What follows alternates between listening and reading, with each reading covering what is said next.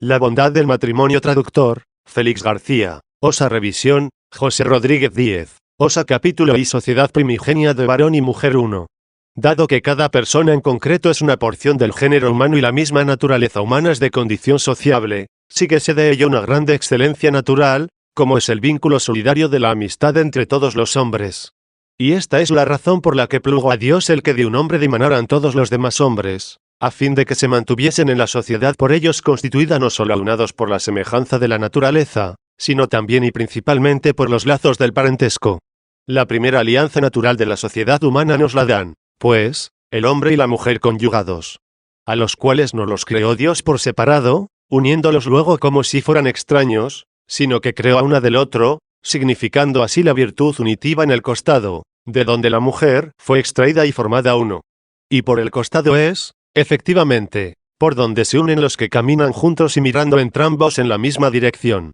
Los hijos vienen inmediatamente a consolidar la eficacia de esta sociedad vincular como el único fruto honesto, resultante no de la fuerza unitiva del hombre y de la mujer, sino del comercio conyugal de entrambos, ya que podría darse otro tipo de unión, amistosa o fraterna, entre ellos sin ese comercio sexual, en la que uno llevara la razón del mando, y la otra la razón de la obediencia. Capítulo 2. Diversas hipótesis sobre la propagación de los hijos, si el hombre no hubiese pecado. 2. No es ahora el momento oportuno de investigar en este lugar, ni de proferir una opinión definitiva acerca del problema de dónde hubiera podido provenir la prole de los primeros hombres, a quienes Dios bendijo diciéndoles, creced y multiplicaos y poblad la tierra. 2. Si nuestros primeros padres no hubiesen pecado, ya que sabido es que por el pecado le sobrevino al cuerpo la muerte, y que, por otra parte, el ayuntamiento carnal no puede verificarse sino en los cuerpos perecederos y mortales.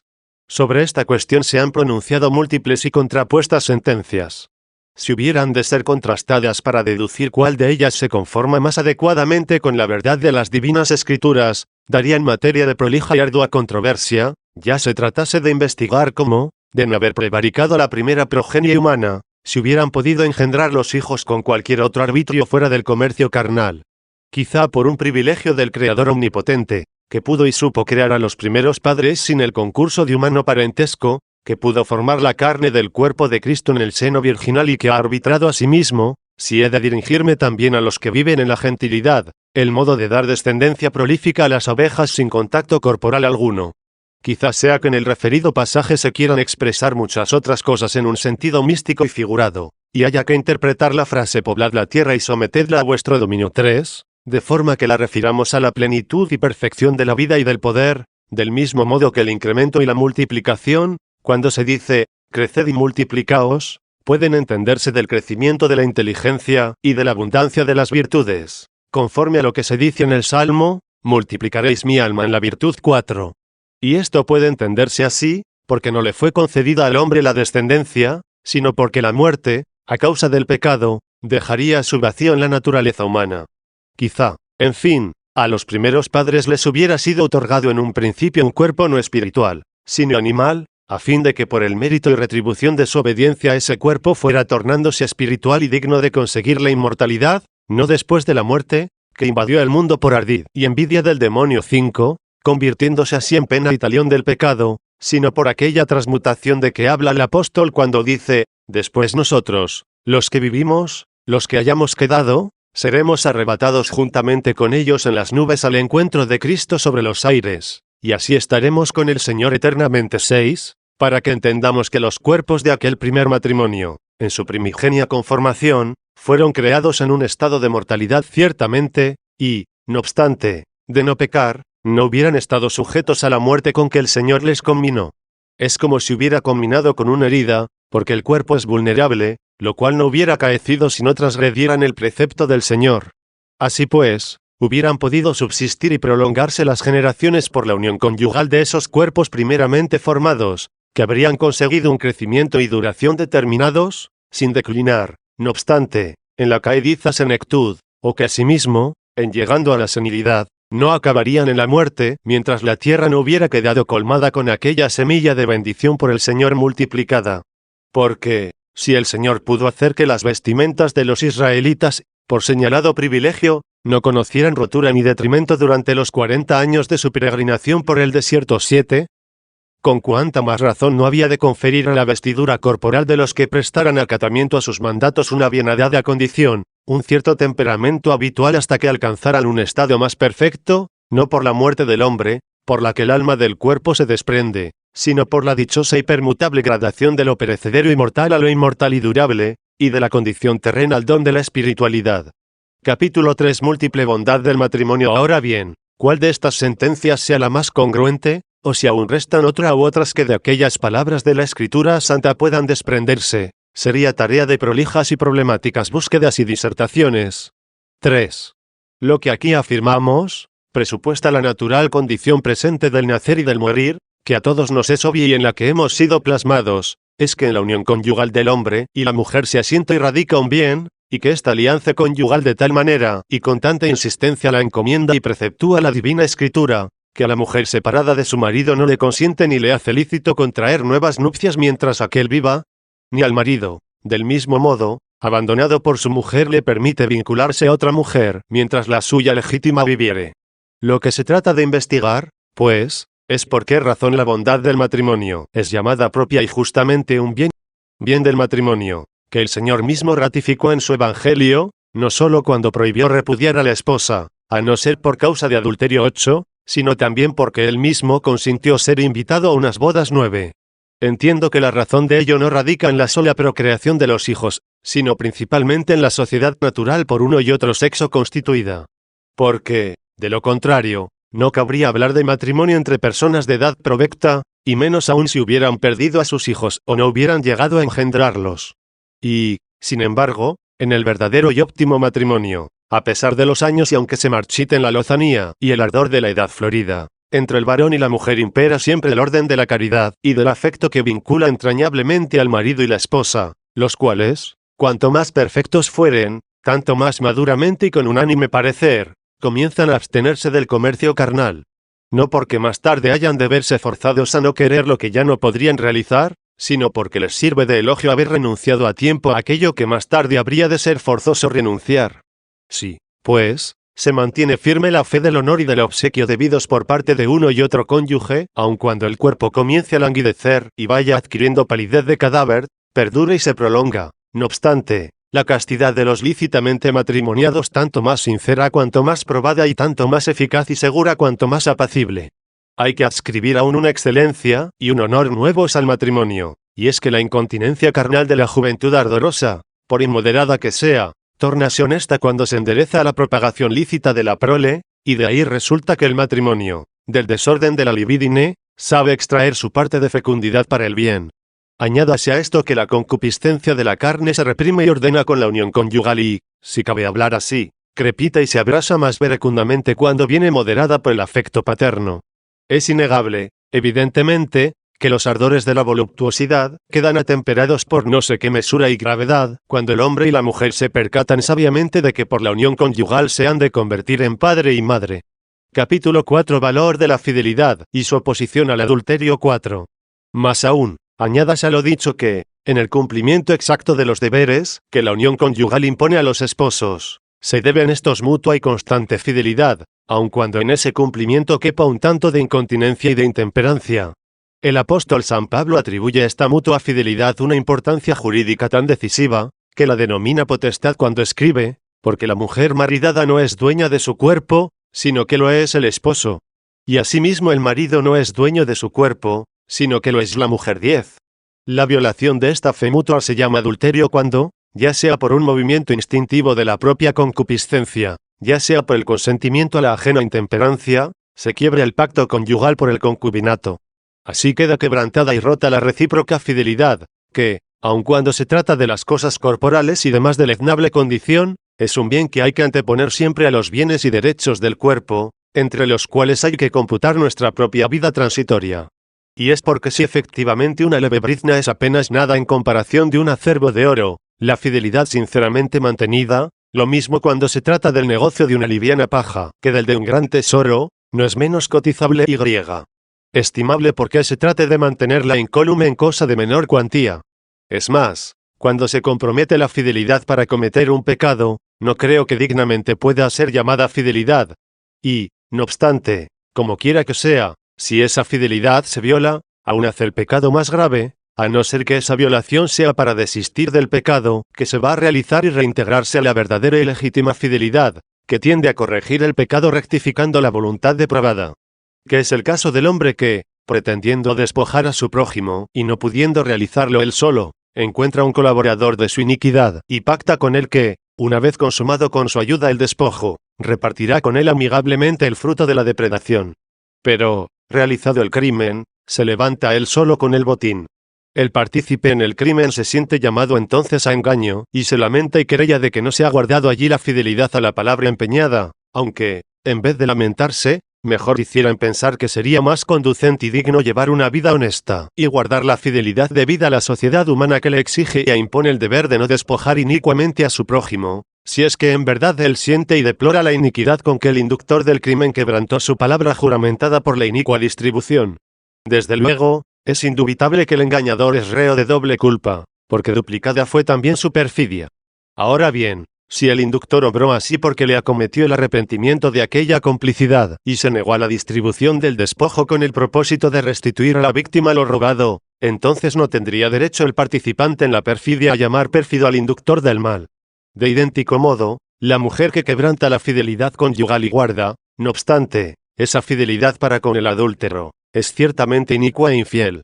Pero será mucho peor si ni al mismo adúltero se la guarda.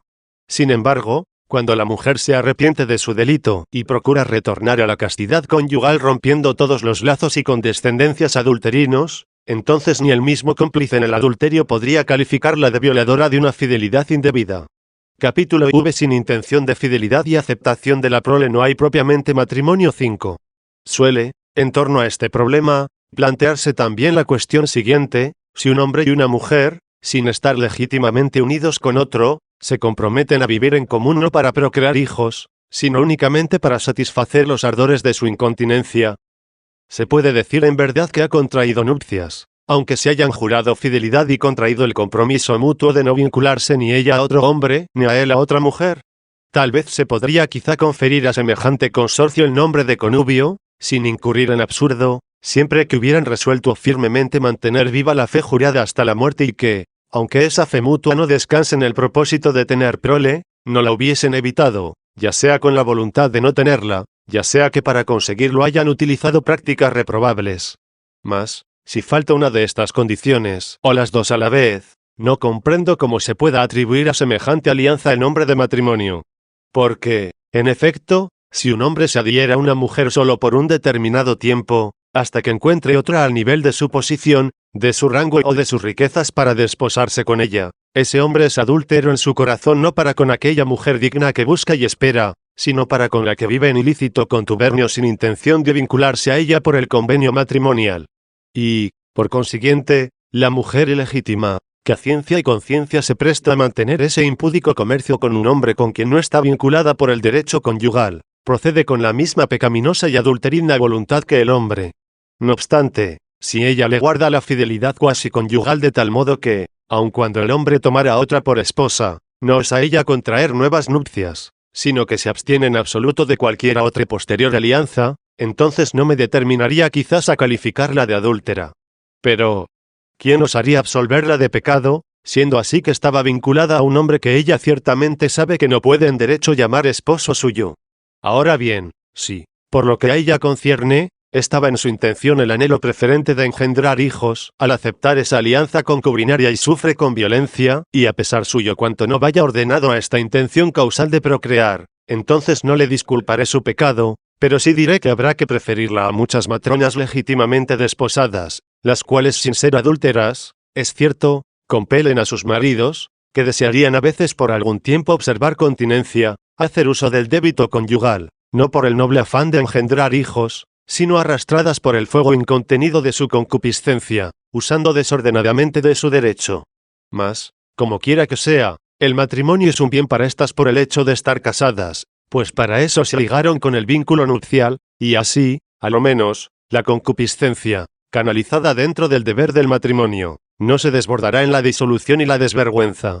La carne tiene, de suyo, fragilidades y tendencias irrefrenables, que el matrimonio, cuando menos, viene a refrenar con la imposición de vínculos indisolubles de la fidelidad exigida por la unión sagrada.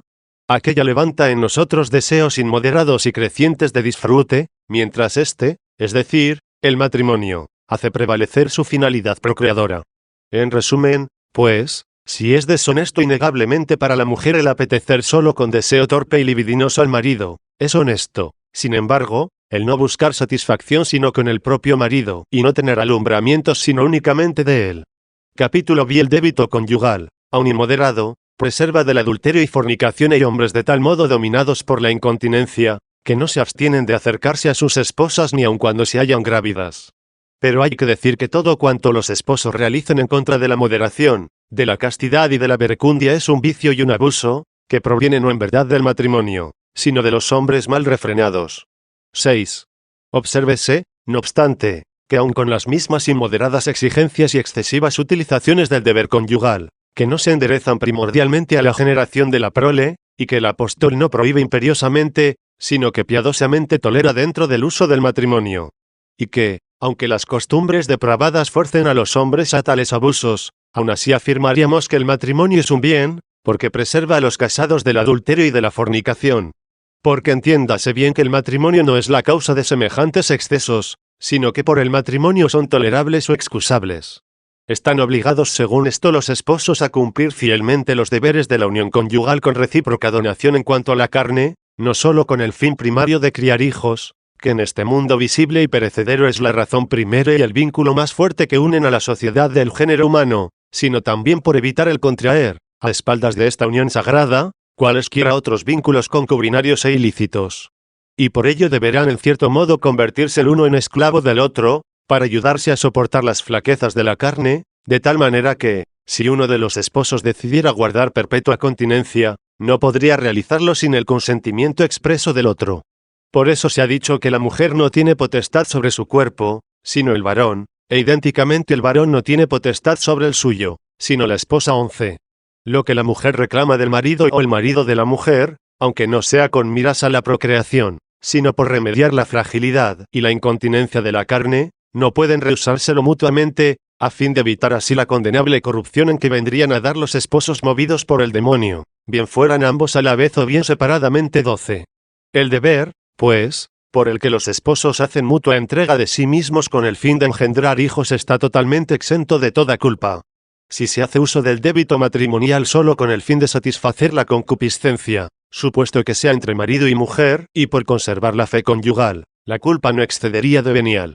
El adulterio, en cambio, y la fornicación constituyen culpa mortal. Luego, para concluir, el estado de continencia es más excelente y, por ende, preferible al matrimonio mismo, incluso cuando solo tiene por fin la procreación. Capítulo 7. Alianza nupcial no invalidable por la separación de los cónyuges. El matrimonio sacramental, aun con adulterio, indisoluble frente al divorcio, como quiera que el estado de continencia es el más meritorio, aunque el cumplimiento del débito conyugal carezca en absoluto de pecaminosidad, y como el exigir ese débito con un propósito ajeno a la procreación no exime de culpa leve, y, en cambio, el adulterio y la fornicación son delitos punibles, debe ante todo preservar la caridad recíproca de los esposos para que no acontezca que, mientras procuran conseguir el mayor mérito y honorificación posible, se expongan uno y otro a dar en su propia reprobación. Porque es innegable que cualquiera que despidiese a su mujer, si no es por causa de adulterio, la expone a ser adúltera, y el que se casare con la repudiada es asimismo adúltero. 13. Tan cierto es que el vínculo conyugal, la fe jurada, es cosa tan santa y tan sacramental que no puede quebrantarse ni con la separación, ni el rompimiento siquiera, supuesto que la mujer repudiada por su marido no puede, sin incurrir en el crimen de adulterio, vincularse en matrimonio con otro mientras viva el marido, aun cuando éste sea la causa de ese crimen por su abandono. 7. Ahora bien, si le es lícito al marido repudiar a su mujer adúltera, le será lícito a sí mismo desposarse con otra. La Sagrada Escritura nos ofrece a este propósito una dificultad de no fácil resolución, pues, según el testimonio del apóstol, hay un precepto expreso del Señor que prohíbe a la mujer separarse de su marido, y, en caso de separación, la intima a que permanezca inúbil o, en todo caso, a que se reconcilie con su marido. 14, ya que solo el adulterio puede ser causa de separación. Pero en este mismo caso debe guardarse de contraer nuevas nupcias, no sea que separándose de su marido, si él no ha caído en el adulterio, sea causa de que venga a caer en él. En todo caso, siempre será mucho más recomendable que se avenga a una reconciliación con él, o tolerándole, o después que se haya corregido, si es ella la que no puede guardar continencia. Por lo que a mí se refiere, no comprendo cómo puede serle permitido al marido, que ha abandonado a su mujer por causa de adulterio, desposarse de nuevo con otra, mientras que se le prohíbe taxativamente a la mujer, que por idéntica causa ha abandonado a su marido, el contraer un nuevo matrimonio. Si ello es así, será forzoso convenir en que el vínculo social que estrecha a los cónyuges es tan irrompible y fuerte, que, aun contraído el matrimonio solo con el anhelo de tener descendencia, no puede disolverse en modo alguno, aunque no se logre la procreación. Porque en ese caso le sería permitido al hombre desechar a su mujer, si resulta estéril, y desposarse con otra que ciertamente le ha de dar descendencia. Y eso es imposible y ni jamás se permite. En nuestros mismos días, según las leyes romanas, no le está permitido al marido tomar una segunda mujer, mientras la primera mujer legítima viviere.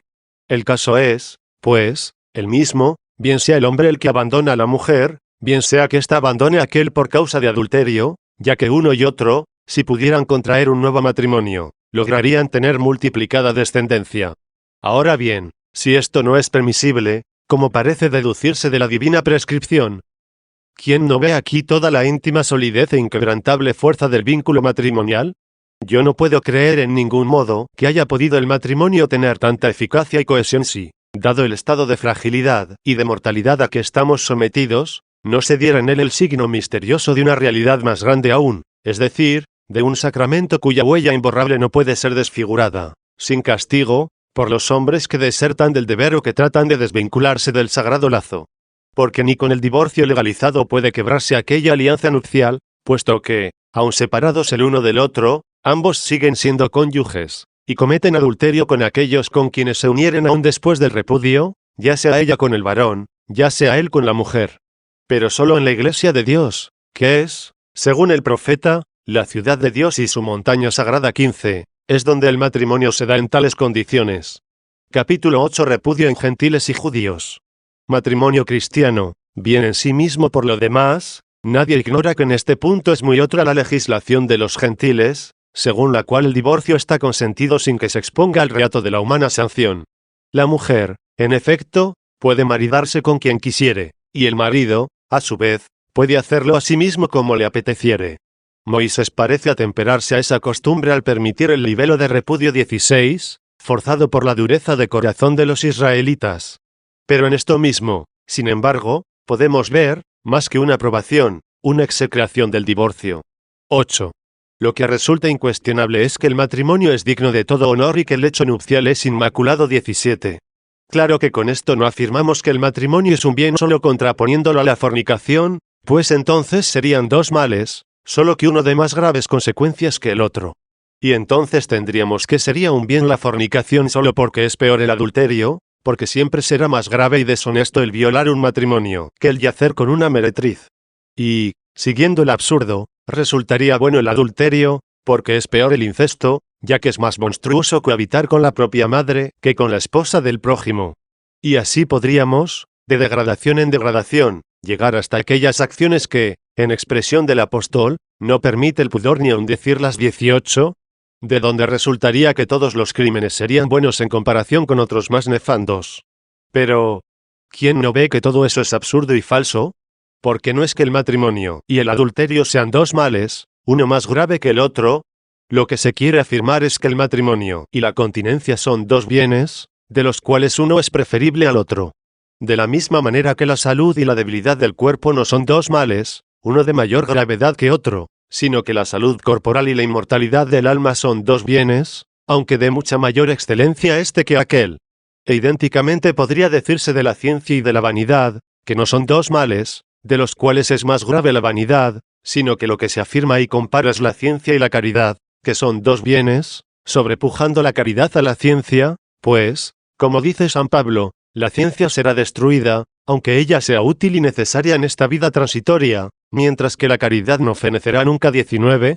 Parejamente, esta generación perecedera y mortal que es el fin de todo matrimonio se desmoronará también, en tanto que la continencia, que viene a ser en este mundo, como una imitación de la vida beatífica de los ángeles, permanecerá por eternidades. Y así como la refacción de los justos es mejor que los ayunos de los sacrílegos, de la misma manera, el matrimonio de los fieles es preferible a la virginidad de los impíos. Lo que no quiere decir, sin embargo, que se prefieran las viandas a las abstinencias. Lo que se prefiere es la justicia al sacrilegio. Como no se prefiere el matrimonio a la virginidad, sino la fidelidad a la impiedad. Porque, en efecto, cuando los justos toman lo que han menester para su honesta sustentación, se comportan como los señores justos con sus servidores proporcionándoles lo que es equitativo y prudente para su mantenimiento. En cambio, cuando los sacrílegos ayunan es para honrar y servir a los demonios. De idéntica manera, cuando las mujeres cristianas contraen matrimonios para unirse castamente a sus esposos. Y, en cambio, las mujeres impías se mantienen en estado de virginidad para tornarse adúlteras ante los ojos del verdadero y único Dios. La actitud de Marta afanada en disponer cuanto era necesario para el servicio de los santos huéspedes era ciertamente buena, pero era mucho más perfecta la de su hermana María sentada a los pies del Señor y recogiendo ávidamente sus palabras. 20. Del mismo modo, alabamos, como un bien que es, la castidad conyugal de Susana. 21, pero anteponemos a ese bien el de la santa viudez de Ana. 22 y, desde luego, infinitamente más el de la virginidad de la Virgen María. 23. Un bien era, sin duda, el que realizaban las dos hermanas, que a su costa proporcionaban a Cristo y sus discípulos lo que les era necesario, pero un bien más excelente es aún el de los que todo lo abandonaron, quedando así más expeditos y libres para poder seguir a nuestro Señor. Entre estas dos suertes de bienes, bien sean los que estos últimos realizan, bien el que Marta y María realizaron, no podrá escogerse el mejor de ellos sin que se renuncie al otro. Esto podrá darnos a comprender que no es preciso en modo alguno considerar el matrimonio como un mal, porque, de no abstenerse de él, no es posible conseguir ni la castidad viudal ni la integridad virginal. Como no es permisible juzgar que lo que Marta realizaba era malo, porque solo absteniéndose de ayudar a su hermana es como María pudo escoger la mejor parte. Y menos aún lo sería el pensar que sea malo aposentar en su casa a un justo o a un profeta, porque, por otra parte, es cierto que todo el que quiera seguir a Jesucristo hasta la perfección no debe poseer ni siquiera casa propia para poder realizar con desembarazo lo que es más excelente y perfecto. Capítulo 9. El matrimonio, bien necesario. En la antigüedad los santos debieron de matrimoniarse. Ahora es preferible la continencia. 9. Es preciso considerar aún que, entre los bienes que Dios nos concede, unos son apetecibles en sí mismos, como la sabiduría, la salud, la amistad, y otros son necesarios para conseguir un fin, como la ciencia, el comer, el beber, el sueño, el matrimonio y el comercio conyugal entre los desposados. Entre estos últimos, unos son imprescindibles para llegar a la sabiduría, como, por ejemplo, la ciencia, otros para conservar la salud, como la comida, la bebida, el sueño, y otros para sostener la amistad, como el matrimonio y el ayuntamiento conyugal, de donde se deriva la propagación del género humano, y la unión afectiva y amistosa que la sostiene es ciertamente un bien grande. De ahí que los que no usan debidamente de estos bienes, que no son necesarios para la consecución de otros, dentro del fin que Dios les asignó al concedérnoslos, pequen venial o mortalmente. Luego quien quiera que use de estos bienes para conseguir el fin que les es peculiar, obra, sin duda alguna, bien. Pero obra mucho mejor aquel que, no siéndole necesaria la utilización de esos bienes, se priva de ellos. Por consiguiente, será bueno desear estos bienes cuando de ellos hemos menester, pero será mucho más perfecto aún no quererlos que desearlos, porque más plenamente los poseemos cuanto menos los necesitamos. De ahí resulta que el matrimonio es un verdadero bien, porque un bien es incuestionablemente criar hijos y gobernar la casa 24 con sabiduría y prudencia. Pero, en cambio, es aún mejor no casarse, porque más beneficioso y perfecto es no necesitar de ello para sostenimiento y continuidad del género humano. Y es porque de suyo el género humano de tal modo está asentado, que ya por la incontinencia de unos dentro del matrimonio, ya por las relaciones ilícitas y las alianzas concubinarias de otros por permisión de Dios, que sabe de este modo sacar bien de los males de los hombres, no han de faltar la prole numerosa y la sucesión crecida en la continuidad de las generaciones, y de donde puedan surgir y consolidarse santas amistades. De todo lo cual se deduce que en los primeros tiempos de la humana progenie, atendiendo de un modo particularísimo a la propagación y crecimiento del pueblo de Dios, que era el que había de profetizar y de donde había de nacer el príncipe y salvador del mundo, hubieron de usar los santos del bien del matrimonio, no por ser ideal en sí mismo, sino por ser necesario para la obtención de otro fin. Mas como, en la presente condición del mundo, En todo el orbe se da un gran número de hombres espirituales para poder constituir una sociedad santa y perfecta. Débese aconsejar a aquellos que anhelen contraer matrimonio, incluso a los que solo pretendan el fin único y legítimo de tener prole, que prefieran el bien de la continencia, como un bien mucho más excelente y elevado que el matrimonio. Capítulo X. Elogio paulino a la continencia. Hoy, solo necesario el casamiento de los incontinentes 10. Ya sé que hay quienes no son de este parecer y que con sordina replican: ¿y qué acontecería si los hombres todos se abstuvieran de toda unión conyugal? ¿Cómo podría subsistir el género humano? Pluguiera a Dios que todos apetecieran aquel bien de la continencia, siempre que a ello fueran compelidos por la caridad, que nace de un corazón puro, de una buena conciencia y de una fe no fingida. 25, porque así se completaría mucho antes la ciudad de Dios y se aceleraría más rápidamente el fin de los siglos. ¿Y qué otra cosa, en efecto, parece exhortarnos el apóstol a realizar cuando dice: desearía que todos fueseis como yo mismo? 26, esto es, célibes? Aún concuerda mejor con lo de este pasaje, y lo que os digo, hermanos míos, es que el tiempo es corto, y que así lo que importa es que los que tienen mujer, vivan como si no la tuviesen, y los que lloran, como si no llorasen, y los que se huelgan, como si no se holgasen, y los que hacen compras, como si nada poseyesen, y los que gozan del mundo, como si no gozasen de él, porque la escena o apariencia de este mundo pasa en un momento. Ahora bien, yo deseo que viváis sin cuidados ni inquietudes. Y a seguido agrega: el que no tiene mujer, anda únicamente solícito de las cosas del Señor y en lo que ha de hacer para agradar a Dios. Al contrario, el que tiene mujer, anda afanado en las cosas del mundo y en cómo ha de agradar a la mujer, y así se haya dividido. De la misma manera, la mujer no casada o una virgen piensa en las cosas de Dios para ser santa en cuerpo y alma. Mas la casada piensa en las del mundo y en cómo ha de agradar al marido. 27. Estas palabras de San Pablo me fuerzan a creer que en los tiempos que corremos deberían casarse solamente aquellos que no pueden guardar continencia, según la sentencia del mismo apóstol, pero si no pueden contenerse, cásense, pues es mejor casarse que abrasarse. 28. El matrimonio no es pecado. Las nupcias hacen perdonables los excesos conyugales. 11. Lo que quiere decir que para estos no constituye un pecado el matrimonio, el cual, contraído para evitar la fornicación, sería sin duda un pecado menor que la fornicación misma, pero que, no obstante, pudiera ser pecado. En ese caso, que se podría arguir contra la evidentísima sentencia del apóstol cuando dice: que haga lo que quiera. No peca si su hija se casa. 29. Y aquel otro texto: si te casares, no por eso pecas. Y si una soltera se casa, tampoco peca. 30. Es, pues, incuestionable y seguro que el matrimonio no es pecado. Según esto, no permite el apóstol el matrimonio como algo que perdona, pues, ¿cómo podría sostenerse el absurdo de que una cosa que requiere perdón no sea pecado?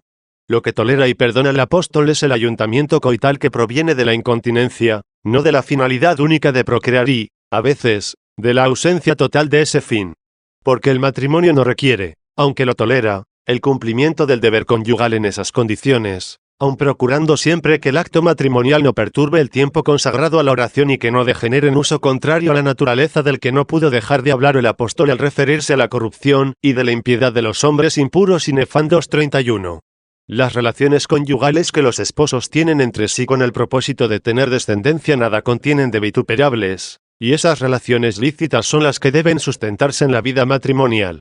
Mas cuando los esposos van más allá de este propósito necesario, entonces no obedecen a los dictámenes de la razón, sino a los estímulos de la concupiscencia.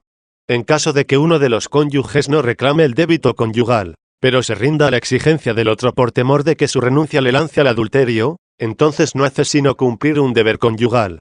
Mas, en el caso de que uno y otro cedan a una pasión desordenada, entonces esos excesos no pertenecen al orden del matrimonio. Sin embargo, si en el comercio conyugal prefieren lo que es honesto a lo que no lo es decir, lo que es propio del matrimonio a lo que no lo es, entonces uno y otro son excusables, según la sentencia del apóstol. Esta apelación a los placeres de la carne no la recomienda, sino que la excusa el matrimonio, siempre que los cónyuges procuren no desviar de sí la misericordia divina, bien porque no se abstengan de todo trato carnal durante ciertos días consagrados a la oración, a fin de hacer por esta abstinencia, como por los ayunos, más puras y más aceptables a los ojos de Dios sus oraciones, o bien porque truequen el uso conforme a la ley natural por el que es contra naturaleza, acción nefanda en sí misma, pero que es más recriminable aún en la vida del matrimonio. Capítulo 11. El coito, contra naturam, más condenable con la esposa que con la meretriz. 12. Cuando el uso normal permitido por la naturaleza extravasa los límites del pacto matrimonial, es decir, no se ajusta el fin primordial de la procreación, será un pecado venial, si se realiza con la esposa propia, y mortal, si con una meretriz. En cambio, el que se realiza contra la naturaleza, si es con una meretriz, es muy execrable, pero mucho más execrable aún si se consuma con la esposa propia. El orden establecido por Dios y el de la misma criatura tiene tal fuerza de obligatoriedad y de unión, que en las acciones que están permitidas es más excusable el que se infrinjan los límites de la justa moderación que el que se violen, aunque sea raramente o por una sola vez siquiera, en las acciones que están prohibidas. De ahí se deduce que peca muchísimo menos el que con excesiva asiduidad se acerca a la propia mujer que el que, aunque sea muy rara vez, da en la fornicación. Mas cuando el esposo quisiera torpemente abusar de su mujer, contra lo prescrito por la naturaleza, entonces será más torpe evitando a la esposa, si consiente que en sí realice una acción nefanda antes que con otra mujer cualquiera. Porque la dignidad del vínculo conyugal radica en la casta y legítima facultad de procrear y en el cumplimiento honesto de los deberes mutuos con ese fin relacionados. Ese es el magno fin del matrimonio, que es el que justifica contra toda pecaminosidad el apóstol cuando escribe, y si tomaste mujer por esposa, ¿no pecaste? 32. Y si la soltera se desposa, ¿no peca? Que haga lo que más le pluguiere, pues no peca si se casa. 33. En cuanto a exigir, en cambio, de una manera inmoderada el uso del débito conyugal por parte de uno u otro sexo, parece extremarse la condescendencia y el perdón por las razones antedichas. Santidad del celibato superior a la del matrimonio. 13. Cuando San Pablo dice, la mujer que no está desposada ocúpese de las cosas tocantes al Señor, a fin de que sea santa en el cuerpo y en el espíritu. 34. No debemos entender este texto en el sentido de que una honesta esposa cristiana no sea santa, puesto que a todos los fieles sin excepción se dirige el apóstol cuando dice, ¿es que no sabéis que vuestro cuerpo es templo del Espíritu Santo, que mora en vosotros y que os ha sido otorgado por Dios? 35. Hay que decir, pues, que es santo incluso el cuerpo de los casados, cuando observan religiosamente la fidelidad debida a Dios y a sí mismos. Esta santidad no tolera ninguna agresión, ni por parte de la infidelidad del esposo para con su mujer, cuya santidad, a su vez, puede servir para lograr la santidad de su marido infiel, ni por parte de la infidelidad de la esposa para con el marido, que, si es santo, puede conseguir la salvación de la esposa infiel, según el testimonio del apóstol, porque un marido infiel es santificado por la mujer fiel, y la mujer infiel es santificada por el marido fiel. 36. Las palabras arriba citadas no significan, pues, otra cosa sino sencillamente que la santidad de las mujeres vírgenes es más excelente que la de las mujeres desposadas, y que tienen, por consiguiente, derecho a una más gloriosa recompensa, puesto que el estado de castidad es para ellas un bien muy superior a este otro, ya que no se ocupan sino en lo que puede agradar al Señor. Esto no quiere decir, naturalmente, que una mujer fiel que profesa la castidad conyugal no piense también en el modo de agradar al Señor, aunque, desde luego, en menor grado, puesto que por su condición ha de ocuparse al mismo tiempo en las cosas concernientes al mundo y en el modo de complacer a su marido. Lo que el apóstol ha querido significar refiriéndose a ellas es que, a consecuencia del vínculo matrimonial, las esposas están obligadas a ocuparse en las cosas del mundo y a buscar los medios de agradar a sus maridos. Capítulo 12. Muy pocas casadas piensan exclusivamente en agradar a Dios. 14. Es controvertido y no sin razón, si Pablo intentó aplicar las palabras antedichas a todas las desposadas, o solamente a ese linaje de mujeres, muy numeroso, a las que se les pudiera computar en un mismo rango o categoría. Porque lo que dice, refiriéndose a las que no están casadas, es a saber, que la que no está casada se ocupe en las cosas pertinentes al Señor, a fin de ser santa en el cuerpo y en el espíritu, no se aplica solo a las que no están desposadas, pues, según el testimonio del apóstol, hay viudas que, viviendo en deleites, están muertas aunque vivan. 37. Pero como de lo que se trata es de sentar una diferencia entre las que están casadas y las que no lo están y de precisar qué es lo que caracteriza a unas y a otras, afirmamos que de igual manera, que es detestable la mujer que, renunciando al matrimonio, que le es permitido, no se contiene de pecar en otros aspectos, ya sea en el orgullo, en la lujuria, en la curiosidad o en los excesos de la lengua. Del mismo modo es difícil dar con una mujer que, estando matrimoniada, y en medio de las ocupaciones urgentes que le impone su estado, piense con preferencia en los arbitrios de agradar al Señor, orando en traje decente y ataviándose con recato y modestia y no inmodestamente, con los cabellos rizados, ni con oro o con perlas o costosos adornos, sino con buenas obras, como corresponde a mujeres que hacen profesión de piedad. 38. Existe, pues, ese tipo de matrimonios que el apóstol Pedro describe cuando preceptúa a las casadas. Asimismo, las mujeres sean obedientes a sus maridos, a fin de que con eso, si algunos no creen por medio de la predicación de la palabra, sean ganados sin ella por el trato de las mujeres, considerando la pureza de la vida que llevan y el respeto que les tienen, el adorno de las cuales no ha de ser por de fuera, con los rizos del cabello ni con dijes de oro ni gala de vestidos. La persona interior, escondida en el corazón, es la que debe adornar con el atavío incorruptible de un espíritu de dulzura y de paz, lo cual es un precioso adorno a los ojos de Dios. Porque así también se ataviaban antiguamente aquellas santas mujeres que esperaban en Dios viviendo sujetas a sus maridos. Al modo que Sara era obediente a Abraham, a quien llamaba su Señor. De ella sois hijas vosotras si vivís bien y sin ceder a ninguna intimidación. Maridos, vosotros igualmente habéis de cohabitar con vuestras mujeres, tratándolas con honor y consideración, como a sexo más delicado y como coherederas de la gracia de la vida eterna, a fin de que nada estorbe vuestras oraciones. 39. ¿Podrá, pues, ponerse en duda que las que siguen de cerca estos consejos dentro de la vida matrimonial no se ocupan también en las cosas del Señor y en los medios de poderle agradar? Cierto es, pero cuán raras son. Y dentro de ese exiguo número, las que así viven no se casaron, desde luego, para ser así, sino que han llegado a ser de ese modo dedicándose al Señor después de casadas. Capítulo 13. El NT invita al matrimonio a los incontinentes. El a todos. 15. Pero, ¿qué cristianos hay de nuestros días que, libres de los vínculos matrimoniales y pudiendo abstenerse de todo comercio carnal, puesto que llegado es para ellos, según expresión de la Sagrada Escritura, el tiempo no ya de los abrazos, sino de abstenerse de todo abrazo? 40. No prefieran guardar continencia en el estado de virginidad o de viudez antes de exponerse a todas las tribulaciones y exigencias de la carne, inseparables del estado matrimonial, sin aducir otras muchas que el apóstol omite, y quedando exentos de todo deber vinculante que les liga a la sociedad humana. Mas como es la concupiscencia la que les ha impulsado al matrimonio, que ya no está en su mano el romper, como estuvo el contraerlo libremente, si pueden de momento triunfar de las tiranías de la carne, entonces tórnanse como las leyes conyugales los requieren. Porque cuando uno y otro esposo convienen de mutuo consentimiento en aceptar una vida de santidad más elevada, o dado caso que ambos no estén en ese grado de perfección, entonces el que lo esté tendrá que verse precisado a cumplir para con el otro cónyuge el débito conyugal, sin exigirlo jamás por sí mismo, y de ese modo podrá cumplir, por lo demás, los deberes de una casta y religiosa unión. En los tiempos, en cambio, en que el misterio de nuestra redención se velaba bajo la sombra de sacramentos proféticos, los que antes del matrimonio eran más perfectos se unían, sin embargo, con el sagrado vínculo para tener descendencia moviéndose a ello no por la violencia del deseo carnal, sino por un impulso de sincera piedad. Pues si ellos hubiesen tenido posibilidad de optar por lo que más tarde el Evangelio ofrece a todos con la revelación del Nuevo Testamento cuando el Señor dice a sus discípulos, y el que quiera entender, que entienda. 41, no habría lugar a duda de que los santos y justos varones de la antigua ley habrían abrazado el estado de continencia con verdadero júbilo, sobre todo si se considera con atención, leyendo la Escritura, de qué forma usaban ellos de sus mujeres incluso cuando les estaba permitida la poligamia, pues se ve que ellos vivían más castamente con varias que hoy viven con una sola los que ceden a los excesos de la incontinencia, que el apóstol les tolera como un pecado perdonable. 42.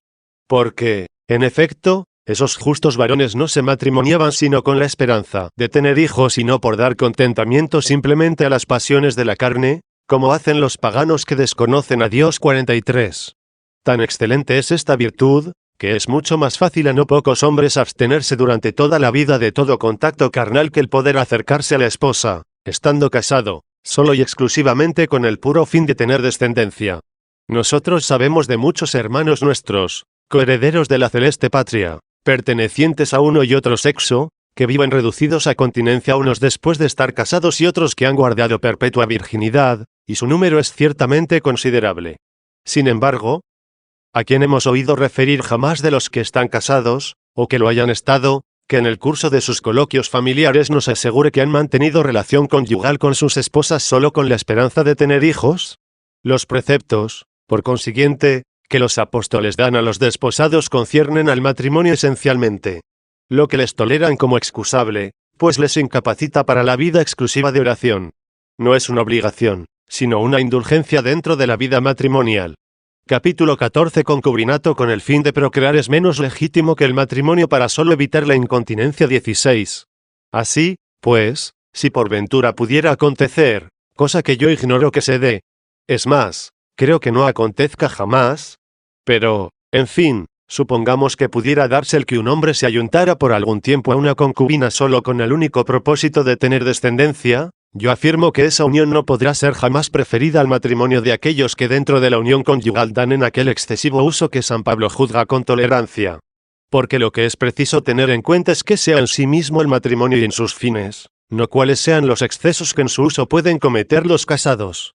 Porque, al fin de cuentas, un hombre que, por ejemplo, se hubiera apoderado contra todo derecho de la propiedad de otro, haría indudablemente bien si dedicara el fruto y los devengos de esa propiedad en hacer largas y copiosas limosnas, pero eso no justificaría en modo alguno su robo. Por idéntico caso, no se podría achacar a la ley civil que hubiera conferido la posesión de una herencia paterna, legítima, a un avaro que después no supo hacer de ella un uso caritativo y honesto.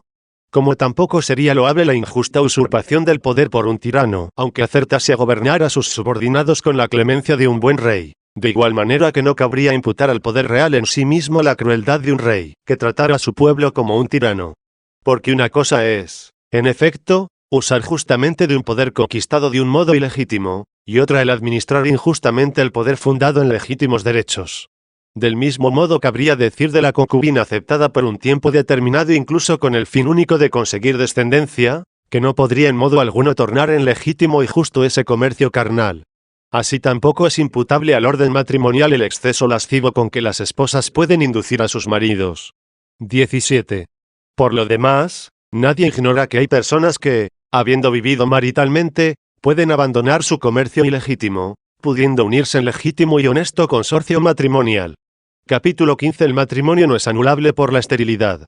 Poliginia, hoy inadmisible, permitida en antiguos patriarcas, pero una vez realizado el matrimonio en la ciudad de nuestro Dios, cristiano, la primera copulación de la pareja recibe en sí un cierto sacramento, y no puede bajo ningún pretexto ser disuelto, a no ser por la muerte de uno de los conyugados.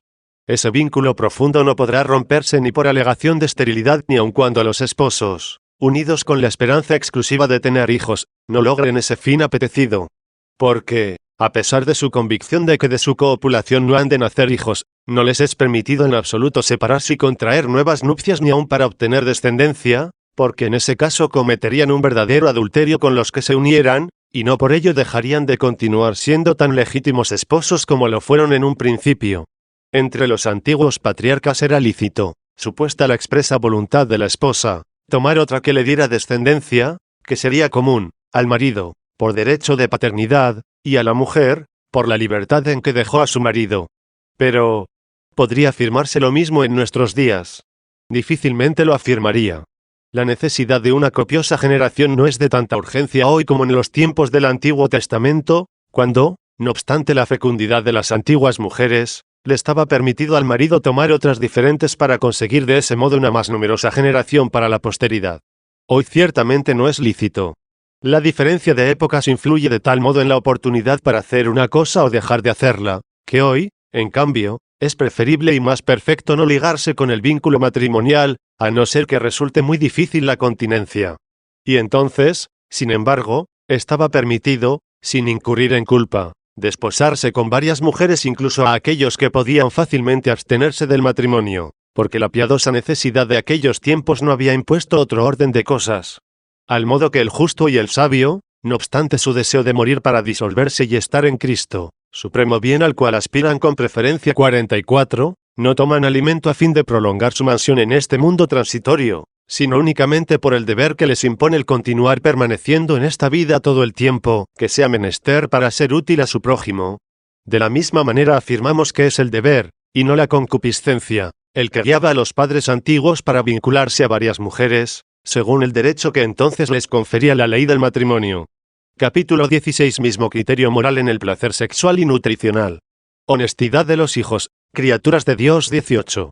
Lo que es, pues, el alimento para la conservación del cuerpo, es el matrimonio para la conservación de la especie.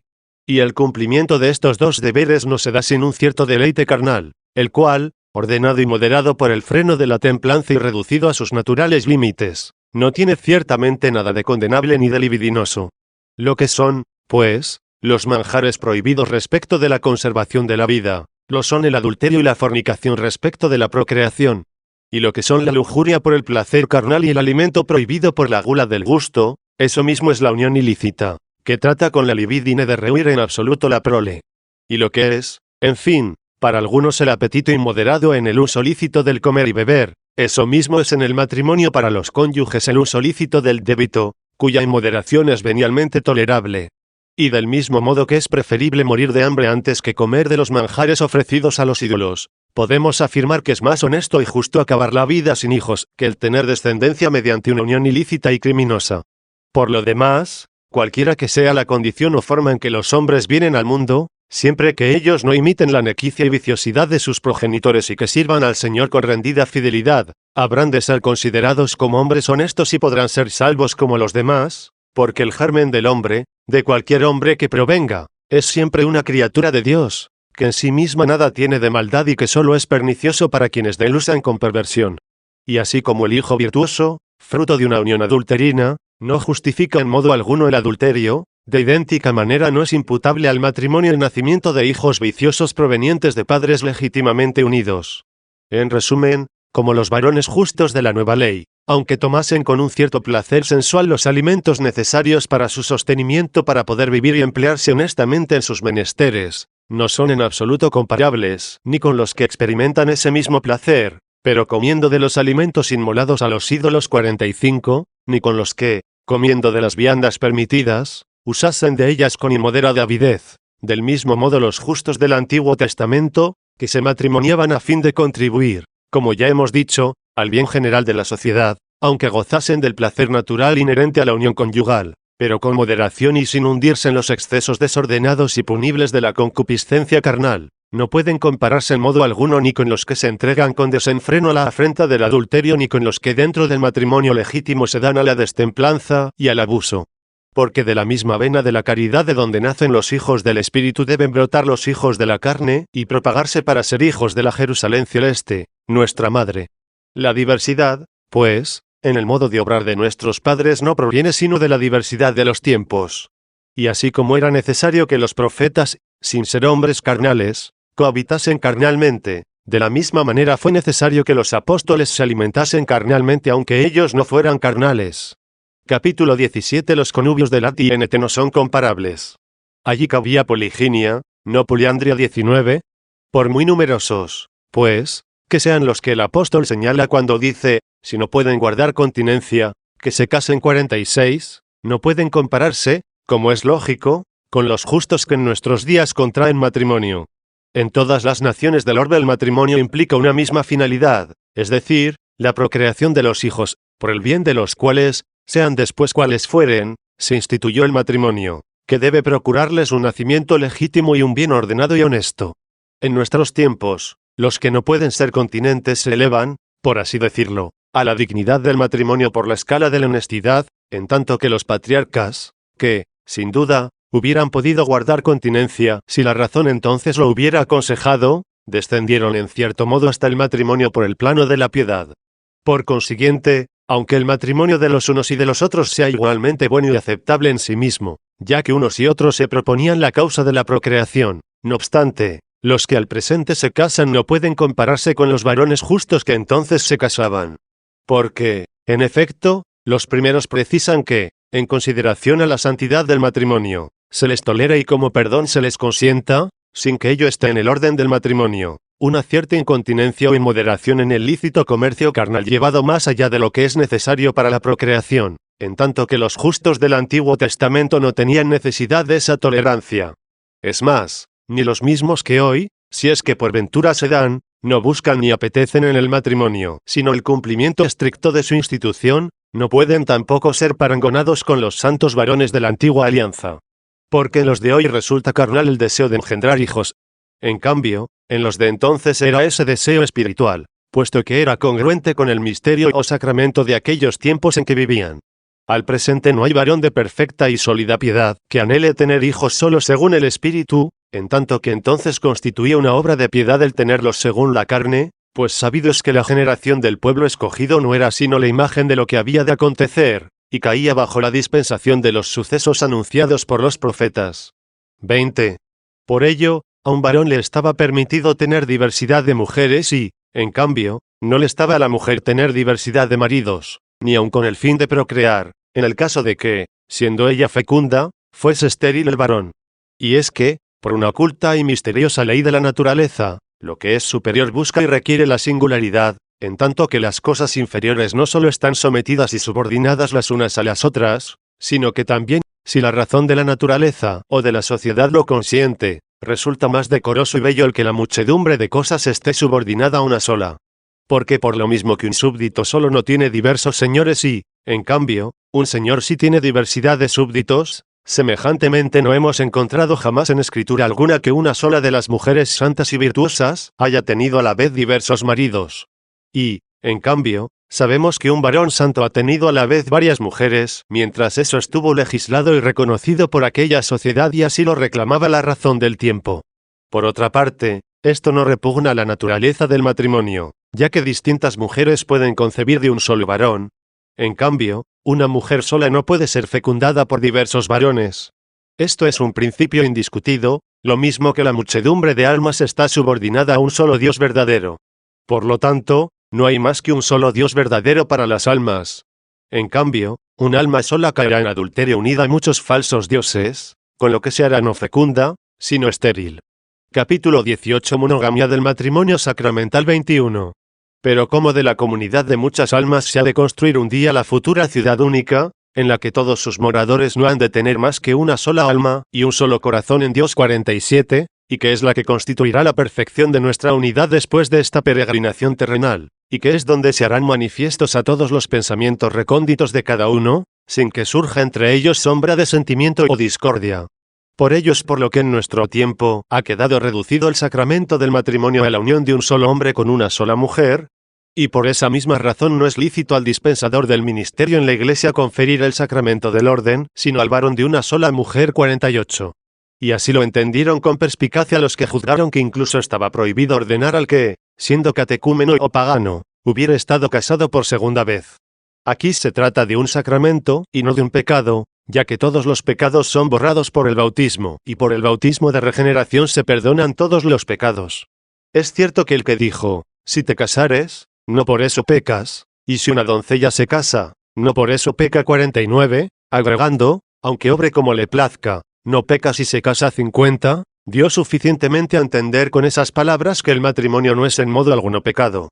No obstante, a causa de la santidad del mismo sacramento, de igual modo que una soltera que, incluso siendo solo catecúmena, hubiere sido mancillada no podría ser consagrada entre las vírgenes del Señor, aun después de haber sido purificada por las aguas bautismales. Por la misma razón se ha determinado que el que hubiese contraído segundas nupcias, sin que quiera decir que eso sea pecado, ha perdido con ello uno de los requisitos esenciales para la recepción del sacramento, es decir, que no posee una condición necesaria para la ordenación eclesiástica, pero sí para llevar una vida justa y perfecta.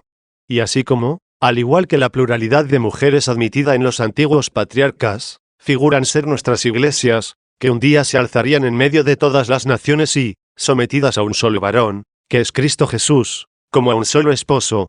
De la misma manera nuestro obispo, que ha sido hombre de una sola mujer, simboliza la unidad de todas las gentes, vinculadas a un solo hombre, que es Cristo, y esa unidad se perfeccionará cuando el Señor haya de sacar a plena luz lo que está en los escondrijos de las tinieblas, y descubrirá las intenciones de los corazones, y entonces cada cual será de Dios alabado según merezca 51. Al presente existen aún no pocas disensiones, unas manifiestas, ocultas otras, aunque se salve la caridad entre los que un día han de ser unos en un solo Dios, y que entonces ciertamente se han de reducir a la unanidad. Como quiera que el matrimonio contraído con diversas mujeres en los tiempos antiguos era figura representativa de la muchedumbre de fieles que, provenientes de todos los cuadrantes de la tierra, habían de rendirse a la sumisión y acatamiento de un solo Dios, así en nuestros días el sacramento del matrimonio, que no puede ser conferido sino a un solo hombre y a una sola mujer, es figura y representación de nuestra unidad venidera, radicada en Dios y realizada en una misma y unánime ciudad celeste. Por esta razón, pues, como nunca fue lícito, ni lo es ni lo será jamás, servir a dos o más señores, así no lo será tampoco que una mujer se separe de su marido, viviendo éste, para desposarse con otro.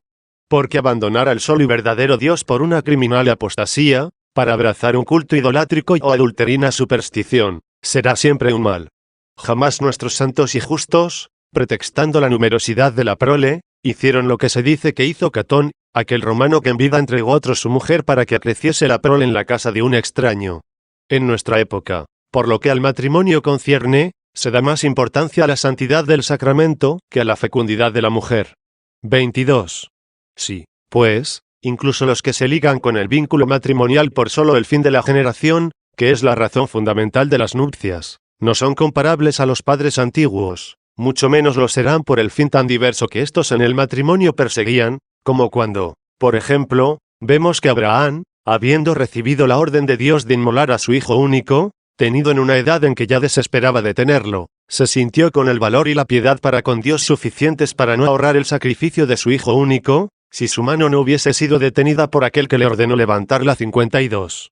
Capítulo 19. El matrimonio de los patriarcas da lat bien mayor que la continencia en el NT. Réstanos examinar si los que en nuestro tiempo guardan continencia no podrían a lo menos ser parangonados con los antiguos patriarcas, que contrajeron matrimonio, salvo quizás que se les pueda preferir a esos justos, a los cuales no hemos hallado aún con quién comparar. Porque se da, en efecto, en el matrimonio de estos patriarcas un bien mayor que el vinculado a los matrimonios ordinarios, a los cuales, indudablemente, podemos anteponer el bien de la continencia. Y es que aquellos patriarcas y justos no anhelaban de su unión la descendencia esperada por los mismos motivos que los contrayentes, que, movidos por un sentimiento de su condición perecedera, buscan perpetuarse en la descendencia que les sobreviva. Este deseo es, desde luego, un bien, y el negarlo equivale a desconocer que es Dios el creador de todos los bienes, desde los bienes puramente terrenos hasta los bienes celestiales, desde los bienes que no fenecen en su inmortalidad hasta los bienes frágiles y caedizos en su mortalidad. Ni los animales mismos están privados de ese instinto de perpetuación, que les impulsa a la generación. Y obsérvese particularmente en las aves, que con tan viva diligencia y arte se prestan a nidificar y que tanta semejanza atraen con los que se desposan, pues se emparejan no solo para criar, sino también para sustentar su prole. Pero aquellos patriarcas se encumbran con una superioridad de espíritu muy ascendida sobre estos movimientos instintivos de la humana naturaleza, y cuya castidad, unida al culto de Dios, está representada, al parecer de algunos, por la semilla de bendición, que produce el 30-1, ya que, si anhelaban tener descendencia de su matrimonio, era por la esperanza de un Salvador, para que pudiera distinguirse de entre todas las naciones de la tierra el pueblo escogido, del que había de nacer el Redentor según la carne. Así le plugo a Dios, en efecto, que la profecía más clara y evidente fuera la que pronunciaba en términos taxativos la familia y el pueblo de los que habría de nacer para aparecer ante los hombres bajo su envoltura carnal. Se daba, pues, en el matrimonio de esos santos varones un bien mucho más eminente que el que se da en el conyugio de nuestros fieles, por muy castos que sean, que es el bien que Abraham reconoció como residiendo en su fémur, sobre el cual mandó a uno de sus más antiguos servidores, que apoyara su mano, haciéndole jurar por la mujer, que él había de escoger para su hijo. 53. Y que otra cosa es lo que aquel siervo, al colocar la mano sobre el muslo de su señor y jurando por el Dios del cielo, quería dar a entender sino que en la carne, que tuviera su origen en aquel fémur había de tener su ascendencia el mismo Dios del cielo. El matrimonio es, pues, un bien que torna tanto mejores a los esposos cuanto más castos, más fieles y más temerosos son del Señor, y mucho más si a los hijos que engendran según la carne los crían y educan según el Espíritu. Capítulo 20. La ley de la purificación no implica unión carnal pecaminosa. 23. Y mucho menos, pues, podrá sostenerse que el matrimonio sea pecado, porque la ley mande al hombre purificarse después del comercio conyugal, siempre que no sea el uso carnal que el apóstol permite o tolera por condescendencia, y cuyo exceso les retraiga de la oración. Mas como la ley había escondido una multitud de cosas en los misterios y sombras, que eran figura de lo que había de acontecer un día, quiso significar la ley en esa materia un informe, que sirve para la generación, y que una vez conformada ha de servir para la reproducción del cuerpo del hombre, la figura o símbolo de una vida todavía grosera y sin instrucción, que no podrá salir de su ignorancia e informidad sino por la purificación espiritual de la ciencia y de la educación, y como signo de ellos por lo que prescribió la ley la purificación del cuerpo después del cumplimiento del acto conyugal. De hecho, tenemos también que lo que en sueños acontece no constituye pecado, y, sin embargo, manda la ley la purificación después de ellos. Y si alguien quiere arguir que ello es pecado, porque juzga que un sueño no puede tener lugar, sino a consecuencia de un deseo carnal, yo afirmo que es falso, porque en este caso sería forzoso afirmar que es pecado asimismo la menstruación de las mujeres, ya que la ley antigua les ordena tras ella la purificación 54, aunque ello sea solo para significar aquella materia informada que la naturaleza agrega después de la concepción, como elemento para la formación y estructura del cuerpo. Esa es la razón de por qué, cuando esa materia fluye sin sombra alguna de forma, la ley ha querido que por ella se simbolice y figure el estado vergonzoso de un espíritu disoluto y licencioso, que es preciso formar y disciplinar, de la misma manera que, por la semejanza con este flujo material, indica que es necesario formar y purificar el espíritu. En fin, ¿es por ventura un pecado morir o no es una obra de misericordia enterrar a los muertos? Y, no obstante, la ley preceptúa la purificación después de enterrados 55, porque, si bien es cierto que no es pecado alguno que la vida abandonase al cuerpo perecedero, significase, sin embargo, por esa muerte, el estado de pecado en que se encuentra el alma ausente de la justicia y de la santidad. Algunos continentes cristianos comparables con algunos antiguos patriarcas 24. El matrimonio, por lo tanto, reiteraré de nuevo, es un bien, y un bien defendible con toda suerte de razones contra todo linaje de calumnia. Lo que yo intento aquí no es investigar qué matrimonio, sino qué continencia puede ser comparable con el matrimonio de los antiguos patriarcas. O mejor dicho, yo no hallo razón por qué comparar un matrimonio con otro, ya que uno y otro constituyen indistintamente un bien conferido por Dios a la condición del hombre perecedero. Pero como no hallo que se puedan comparar los que ahora viven la vida de matrimonio con los que en otro tiempo usaron de él de una manera muy distinta, habrá que inquirir quiénes son los que, viviendo en continencia, pueden ser parangonados con los santos patriarcas, que se ligaron con el vínculo del matrimonio. A no ser que alguien se imaginase que Abraham no pudo abstenerse del matrimonio, a trueque de merecer el reino de los cielos, él, cabalmente, que no vaciló, decidido e intrépido, en inmolar, por conseguir ese reino, al único vástago de su generación, siendo así que son los hijos los que hacen que el matrimonio sea querido y apetecible. Capítulo 21. La continencia, como toda virtud, puede ser solo habitual o también actual. 25. Sabido es que la continencia es una virtud del espíritu, no de la carne. Pero las virtudes del ánimo se manifiestan unas veces por las obras exteriores y quedan latentes otras en forma de estado habitual, como la virtud de los mártires se manifestó con inusitado esplendor soportando valerosamente los más ásperos sufrimientos. Pero ¿cuántos, en cambio, encontramos que, poseyendo la misma fortaleza de ánimo en el fondo de su espíritu, les ha faltado la hora de la tentación y de la prueba para poder dar ante los hombres testimonio de aquella disposición de ánimo, patente solo a los ojos de Dios, ya que a su virtud no le faltó sino los medios y ocasión de manifestarse? El santo Job, por ejemplo, poseía en alto grado la virtud de la paciencia, que era obvia a los ojos de Dios, y de la cual dio el inconcuso testimonio. Pero esa virtud no fue conocida de los hombres sino solo cuando fue sometida a prueba y confirmación, y la virtud que estaba oculta, por los contrastes que exteriormente acaecieron, no se engendró entonces, sino que se manifestó largamente. 56. Asimismo, Timoteo poseía la virtud de la abstinencia del vino, la cual no le forzó a perderla San Pablo cuando le aconsejaba que usara del vino con moderación atendiendo a la debilidad de su estómago y a sus frecuentes quiebras de salud. 57. Pues de lo contrario habría de afirmar que le dio el consejo pernicioso de debilitar la virtud de su alma por robustecer la salud de su cuerpo. Pero, como quiera que Timoteo podía aceptar el consejo del apóstol sin ningún menoscabo de su virtud, el alivio que él procuraba a su cuerpo débil con la añadidura de un poco de vino no le arrastraba a perder el hábito de prescindir de él. El hábito consiste en la aptitud de hacer una cosa cuando es necesario.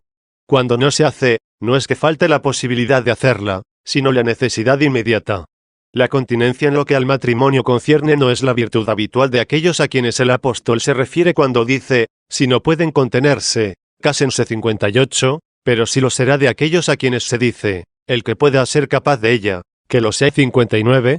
De ese modo, los hombres perfectos en la virtud han usado de las cosas de este mundo, subordinándolas a otro bien superior por el hábito de la continencia, el cual no solo no determina una obligación respecto de esos bienes, sino que capacita incluso para no usar de ellos cuando no es necesario.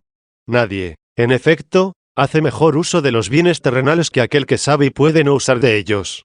Es mucho más fácil para un gran número de hombres abstenerse del uso de una cosa, que observar moderación en el uso lícito que de ella pudiera hacer. Nadie, sin embargo, puede usar más cuerdamente de esos bienes, que aquel que puede no solo usar de ellos con continencia, sino también abstenerse en absoluto. A esta suerte de hábito se refería San Pablo cuando escribía: yo sé vivir en la abundancia, pero sé también sufrir el hambre y la pobreza. 60. Es cierto que tener que sufrir hambre y pobreza es condición común a todos los hombres, pero el saberlas sufrir y soportar es negocio reservado solo a las almas grandes. Del mismo modo, ¿quién es el que no sabe nadar en la abundancia? Pero el saber abundar es propio solo de aquellos que no se han dejado corromper en la abundancia. Cristo, ejemplo de continencia. 26. Para poder explanar mejor cómo la virtud puede ser habitual, aunque de momento no se manifieste con obras exteriores, quiero aducir un ejemplo, que ningún cristiano del orbe católico pone en tela de juicio. Nadie que sea fiel a la letra y al espíritu del Evangelio puede negar que Cristo nuestro Señor padeciera hambre y sed, ni que tomara bebida y alimento en la verdadera realidad de su carne. Ahora bien, se podrá afirmar que, según eso, no poseyó Cristo la virtud de la continencia, por no abstenerse de todo alimento y comida, y que su continencia no fue tan grande como la de Juan Bautista. Así es que vino Juan, que casi no come ni bebe, y dicen, está poseído del demonio. Ha venido el Hijo del Hombre, que come y bebe, y dicen, he aquí un glotón y un vinoso, amigo de publicanos y gentes de mala vida. 61. Y no es verdad que un reproche parecido podría hacerse a nuestros padres, siervos suyos, aun cuando sea en otro aspecto del modo de usar de las cosas terrenas, es decir, en lo tocante al uso conyugal, arguyendo, he ahí unos hombres libidinosos y carnales, amadores de mujeres y de lascivias. Y, no obstante, lo mismo que lo que murmuraban de Cristo nuestro Señor era falso y torpe, por más que fuese verdad que no se abstenía de comer y de beber como el Bautista, puesto que Cristo mismo lo testifica bien claramente, Juan llegó sin comer ni beber, el Hijo del Hombre vino sin dejar en absoluto de comer y de beber. Del mismo modo no es justo el reproche de incontinencia lanzado contra los antiguos patriarcas. Es más, aquí tenemos que en nuestro tiempo aparece el heraldo de Jesucristo sin mujer ni hijos, y he ahí que los paganos aseguran, era un mago.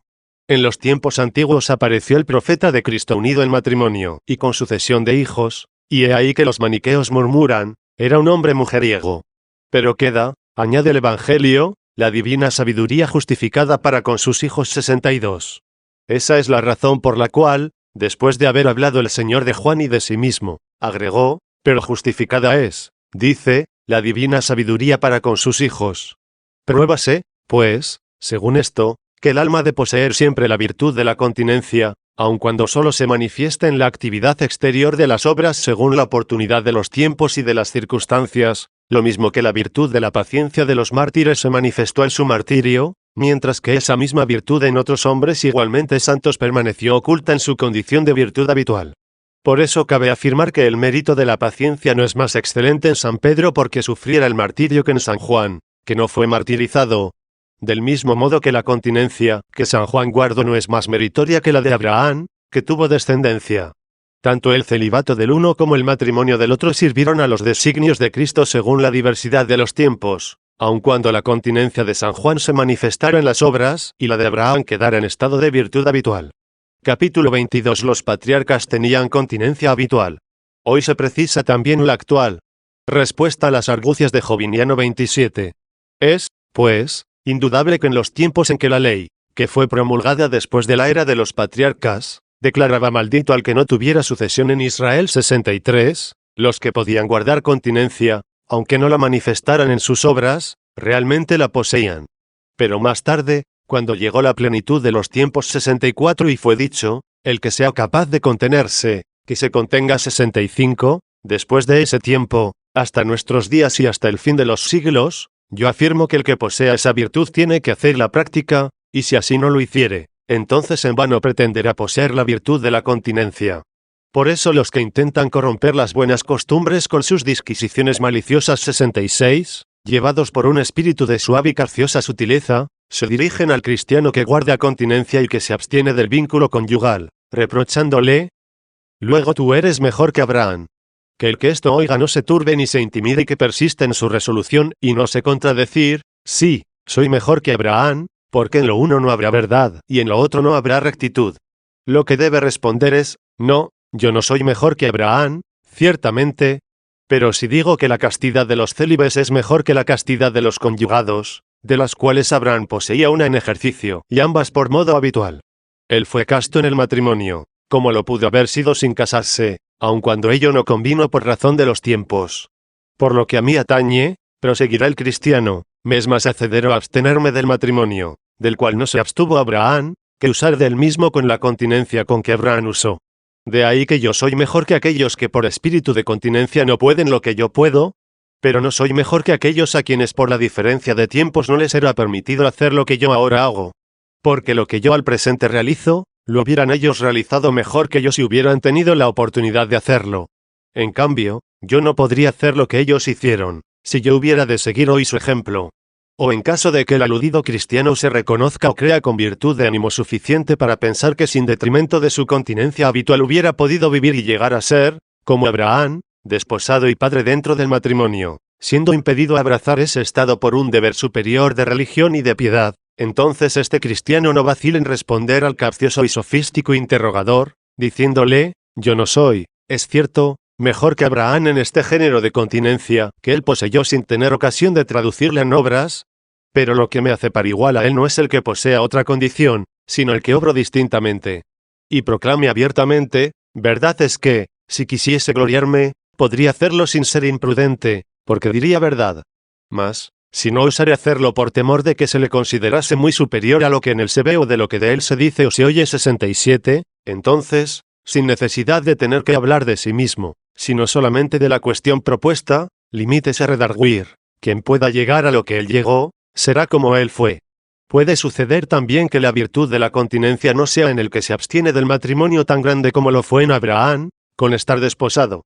Y, sin embargo, esta virtud es más grande en él por el uso que hizo del matrimonio, que en el espíritu del que observó la castidad matrimonial únicamente porque no tuvo ocasión de guardarla en más alto grado dentro de otro estado.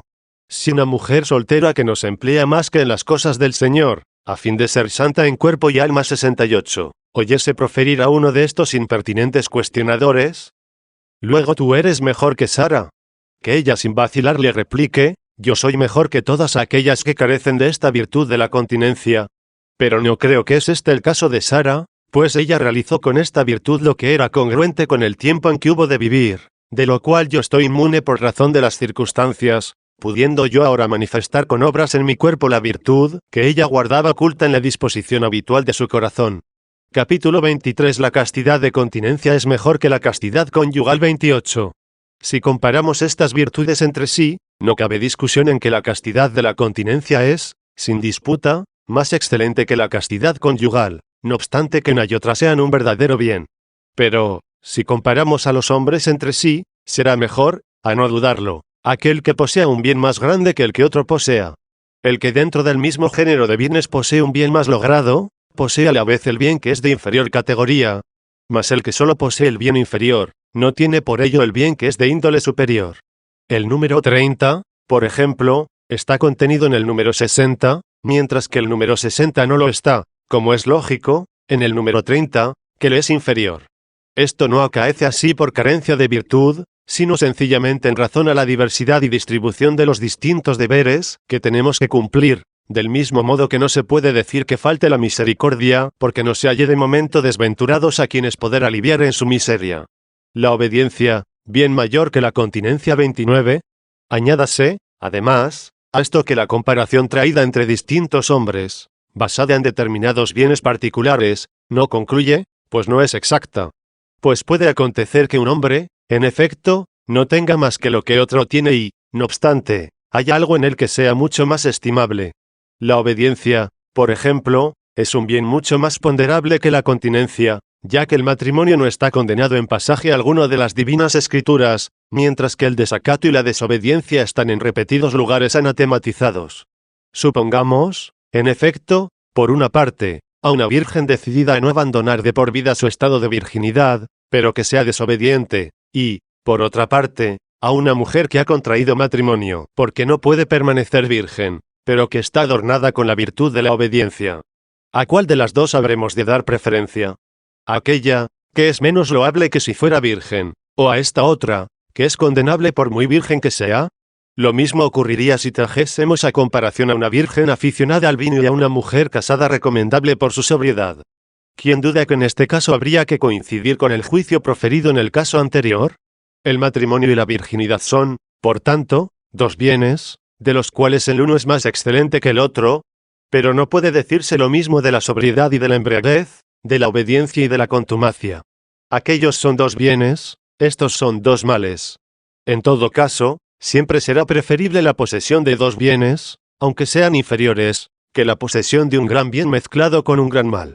Y lo mismo sucede con los bienes pertenecientes al cuerpo. Más vale tener la exigua estatura de Zaqueo con salud, que la de Goliat con fiebre. La obediencia, madre de todas las virtudes. 30. El verdadero problema no consiste en establecer una comparación entre una virgen desobediente en absoluto y una mujer casada con la virtud de la obediencia, sino más bien entre la inferioridad de la primera y la superioridad de la segunda solo en lo concerniente a la obediencia. Porque la castidad matrimonial es una verdadera castidad y, por consiguiente, un bien, y, no obstante, es inferior a la castidad virginal. Si se sienta, pues, la comparación entre dos personas, de las cuales la una es tanto más inferior en lo tocante a la obediencia cuanto la otra es superior en lo referente a la castidad, fácil será decidir a quién habrá que anteponer, porque, comparando en absoluto la obediencia con la castidad, se verá enseguida que la obediencia es, en cierto modo, la madre de las virtudes todas. Esa es la razón de por qué la obediencia puede existir sin la virginidad, porque la obediencia es una virtud de precepto, y la virginidad lo es de consejo. Claro es que me refiero a la obediencia con la que cumplimos los mandamientos de Dios. Y, por tanto, la obediencia a los preceptos divinos puede darse sin la virginidad. En cambio, no podrá existir sin la castidad, porque al orden de la castidad pertenece el no fornicar, el no adulterar, el no dar en impurezas, y quienes quiera que vulneren estos principios, van contra los preceptos de Dios y, por ende, son transgresores del mandato y de la virtud de la obediencia. La virginidad, empero, puede existir sin la obediencia, porque no cabe duda que una mujer puede tomar la resolución de permanecer virgen, y conservando intacta su virginidad puede, no obstante, menospreciar los mandamientos del Señor. No vemos de hecho no pocas vírgenes consagradas a Dios que son, sin embargo, locuaces, curiosas, borrachuelas, pendencieras, avaras y soberbias. Todos estos vicios y deformidades van, desde luego, contra los preceptos del Señor y acarrean la perdición de estas vírgenes que, como Eva, caen en el pecado de desobediencia. De ahí proviene el que se prefiera no solo una mujer casada que es obediente a una virgen, que no lo es, sino también la mujer casada que es más obediente a la virgen que lo es en menor grado. La obediencia patriarcal, más excelente que la cristiana. 31. En virtud de esa santa obediencia, aquel santo patriarca, ligado por los vínculos del matrimonio, estuvo pronto y dispuesto a sacrificar a su único hijo y a inmolarle con su propia mano. Y no sin razón puedo llamar hijo único a aquel de quien dijo el Señor, Isaac prolongará tu descendencia. 69. Con cuánta más presteza, pues, no se hubiera dispuesto a vivir sin mujer si Dios se lo hubiese ordenado. Por eso nos admiramos, no sin causa, de ver con frecuencia tantas personas de uno y otro sexo que, absteniéndose de todo comercio conyugal y viviendo en perfecta continencia, descuidan, sin embargo, la observancia de los mandamientos del Señor, mientras renuncian con tan ardiente celo al uso de las cosas que les están permitidas. ¿Quién dudará, por consiguiente, de que no es posible comparar la eminente santidad de aquellos antiguos patriarcas, padres y madres que engendraban hijos, con los padres y madres de nuestros días, que, a pesar de la continencia que observan en lo que se refiere al comercio carnal, son muy inferiores a ellos en lo que se relaciona con la obediencia, aun cuando aquellos santos varones no hayan tenido en la virtud habitual de su espíritu lo que éstos han podido conseguir y realizar con sus obras? Que sigan, pues, los niños al Cordero cantando el cántico nuevo, que, según está escrito en el Apocalipsis, no se contaminaron con mujeres, porque son vírgenes. 70. Pero que no se juzguen por ello mejores que estos santos patriarcas de los primeros tiempos, que usaron del matrimonio según el espíritu y la finalidad que el matrimonio exige, porque el uso que de él se hace, por poco que exceda lo que es necesario para la generación, es, aunque pecado venial, una mácula que contraemos. Porque ¿qué necesidad tendríamos de perdón si ese exceso no contaminara el alma? De la cual contaminación no hubieran estado inmunes los niños, que seguían al Cordero de no haber permanecido vírgenes. Capítulo 24. Epílogo del triple bien del matrimonio cristiano, Fides, Proles, Sacramentum. Los patriarcas observan la obediencia en la realidad, y la continencia en la intención. 32. Resulta, pues, que el matrimonio es, en todos los pueblos y entre los hombres todos, un verdadero bien. Un bien que consiste en la generación de los hijos y en la fidelidad de la castidad conyugal. Por lo que se refiere al pueblo de Dios, consiste además en la santidad del sacramento, por la cual, aun en caso de divorcio, se le prohíbe a la mujer repudiada, mientras su marido viva, el desposarse con otro hombre, aun cuando sea con el fin único de procrear. Es más, que aunque no se logre el fin primordial del matrimonio, el vínculo conyugal no puede truncarse más que por la muerte de uno de los cónyuges. Que es lo mismo que cuando se confiere la sagrada ordenación a un clérigo para dirigir una comunidad de fieles, que, aunque esa comunidad no exista o no se haya formado, el sacramento del orden no por eso deja de subsistir en quienes lo recibieron. Y si sucediere que algún ordenado, por faltas cometidas, se ve privado de su ministerio, conserva impreso, no obstante, el sacramento del Señor como un sello imborrable aun cuando ello sea para su juicio y condenación. El matrimonio fue instituido, evidentemente, en orden a la procreación de la prole, según lo atestigua el apóstol cuando escribe, prefiero que las viudas más jóvenes se vuelvan a casar. Y añade inmediatamente, como si alguien le preguntara el porqué de ello, para que críen hijos y gobiernen bien la casa. 71. Por lo que se refiere a la castidad conyugal, el apóstol se expresa así, porque la mujer casada no es dueña de su cuerpo, sino que lo es su marido. Y asimismo, el marido no es dueño de su cuerpo, sino que lo es su mujer. 72. Y refiriéndose a la santidad del sacramento agrega, pero a las personas casadas mando no yo, sino el Señor, que la mujer no se separe del marido. Que si se separa por justa causa, no pase otras nupcias, o bien reconcíliese con su marido. Ni tampoco el marido repudie a su mujer. 73. El bien del matrimonio pivota, en definitiva, en estas tres bases, que son igualmente bienes, los hijos, la fidelidad, el sacramento. En los tiempos en que vivimos, ya es más excelente, sin duda, y más santo no ir al matrimonio por la simple generación carnal, y, por consiguiente, mantenerse libre e inmune de todo contacto para mejor someterse espiritualmente al único esposo verdadero del alma, que es Jesucristo, bien entendido que siempre que esto sea para que los hombres utilicen esta libertad para ocuparse, como está escrito, del cuidado de las cosas que pertenecen al Señor, y de los medios de agradar a Dios. 74, es decir, siempre que su continencia esté en proporción e igualdad con su obediencia. Porque la obediencia, a modo de virtud cardinal, es la madre de todas las demás virtudes.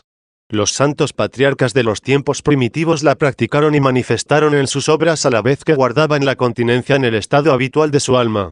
Esa obediencia, que fue la que les hizo santos, y justos y siempre dispuestos a cumplir los preceptos del Señor con sus buenas obras, la hubieran, sin duda, observado igualmente si Dios les hubiera preceptuado abstenerse de todo comercio conyugal, pues les hubiera sido mucho más fácil someterse a los mandatos y exhortaciones del Señor absteniéndose del matrimonio a todos aquellos que, usando de él con el único fin de la procreación, por la virtud de la santa obediencia estaban siempre aparejados para inmolarse a Dios. Capítulo 25. Defensa de patriarcas polígamos contra calumnias maniqueas. 33. Siendo esto así en realidad, yo creo haber contestado más que suficientemente a las calumnias que los herejes, sean maniqueos, sean de cualquiera otra secta, han propalado contra los patriarcas del Antiguo Testamento con motivo de la pluralidad de sus mujeres, que es el argumento que contra ellos esgrimen para probar su incontinencia. Pero deberían entender bien antes que no hay pecado alguno en aquello que ni es contra las leyes de la naturaleza, ya que estos santos varones no usaron del matrimonio más que con el propósito de tener descendencia, y no para dar pábulo a los apetitos carnales, ni es contra las costumbres, ya que el uso de los tiempos lo permitía y facilitaba, ni es contra un mandamiento, ya que ninguna ley se oponía entonces a ello. Eso sí, a nosotros se nos propone no aprobar ni imitar a los que han hecho un uso ilícito del matrimonio, o los condena abiertamente la Sagrada Escritura, o los remite a nuestra condenación y juicio. Capítulo 26. Los cristianos conyugados no minusvaloren a los santos patriarcas. 34. Amonestamos, pues, En cuanto está de nuestra parte, a todos nuestros hermanos ligados con el lazo matrimonial que no osen juzgar según su propia fragilidad a aquellos santos patriarcas de la antigüedad, comparándonos, dice el apóstol, con ellos a nosotros mismos 75, porque entonces no podrán nunca comprender qué fortaleza hay en un alma que vive en justicia para combatir contra las invasiones de la libidine, e impedir no solo el consentimiento a las insinuaciones de la carne, sino también para lograr que, dentro del comercio conyugal, los movimientos de la carne no vayan más allá de lo que es necesario para la procreación, y no quebranten las normas prescritas por la costumbre, el uso y las ordenanzas legales. Los hombres de nuestros días juzgan, en efecto, a los de los pasados tiempos por la incontinencia que les ha impulsado a ellos a abrazar el matrimonio, o por el uso inmoderado que ellos del matrimonio hacen.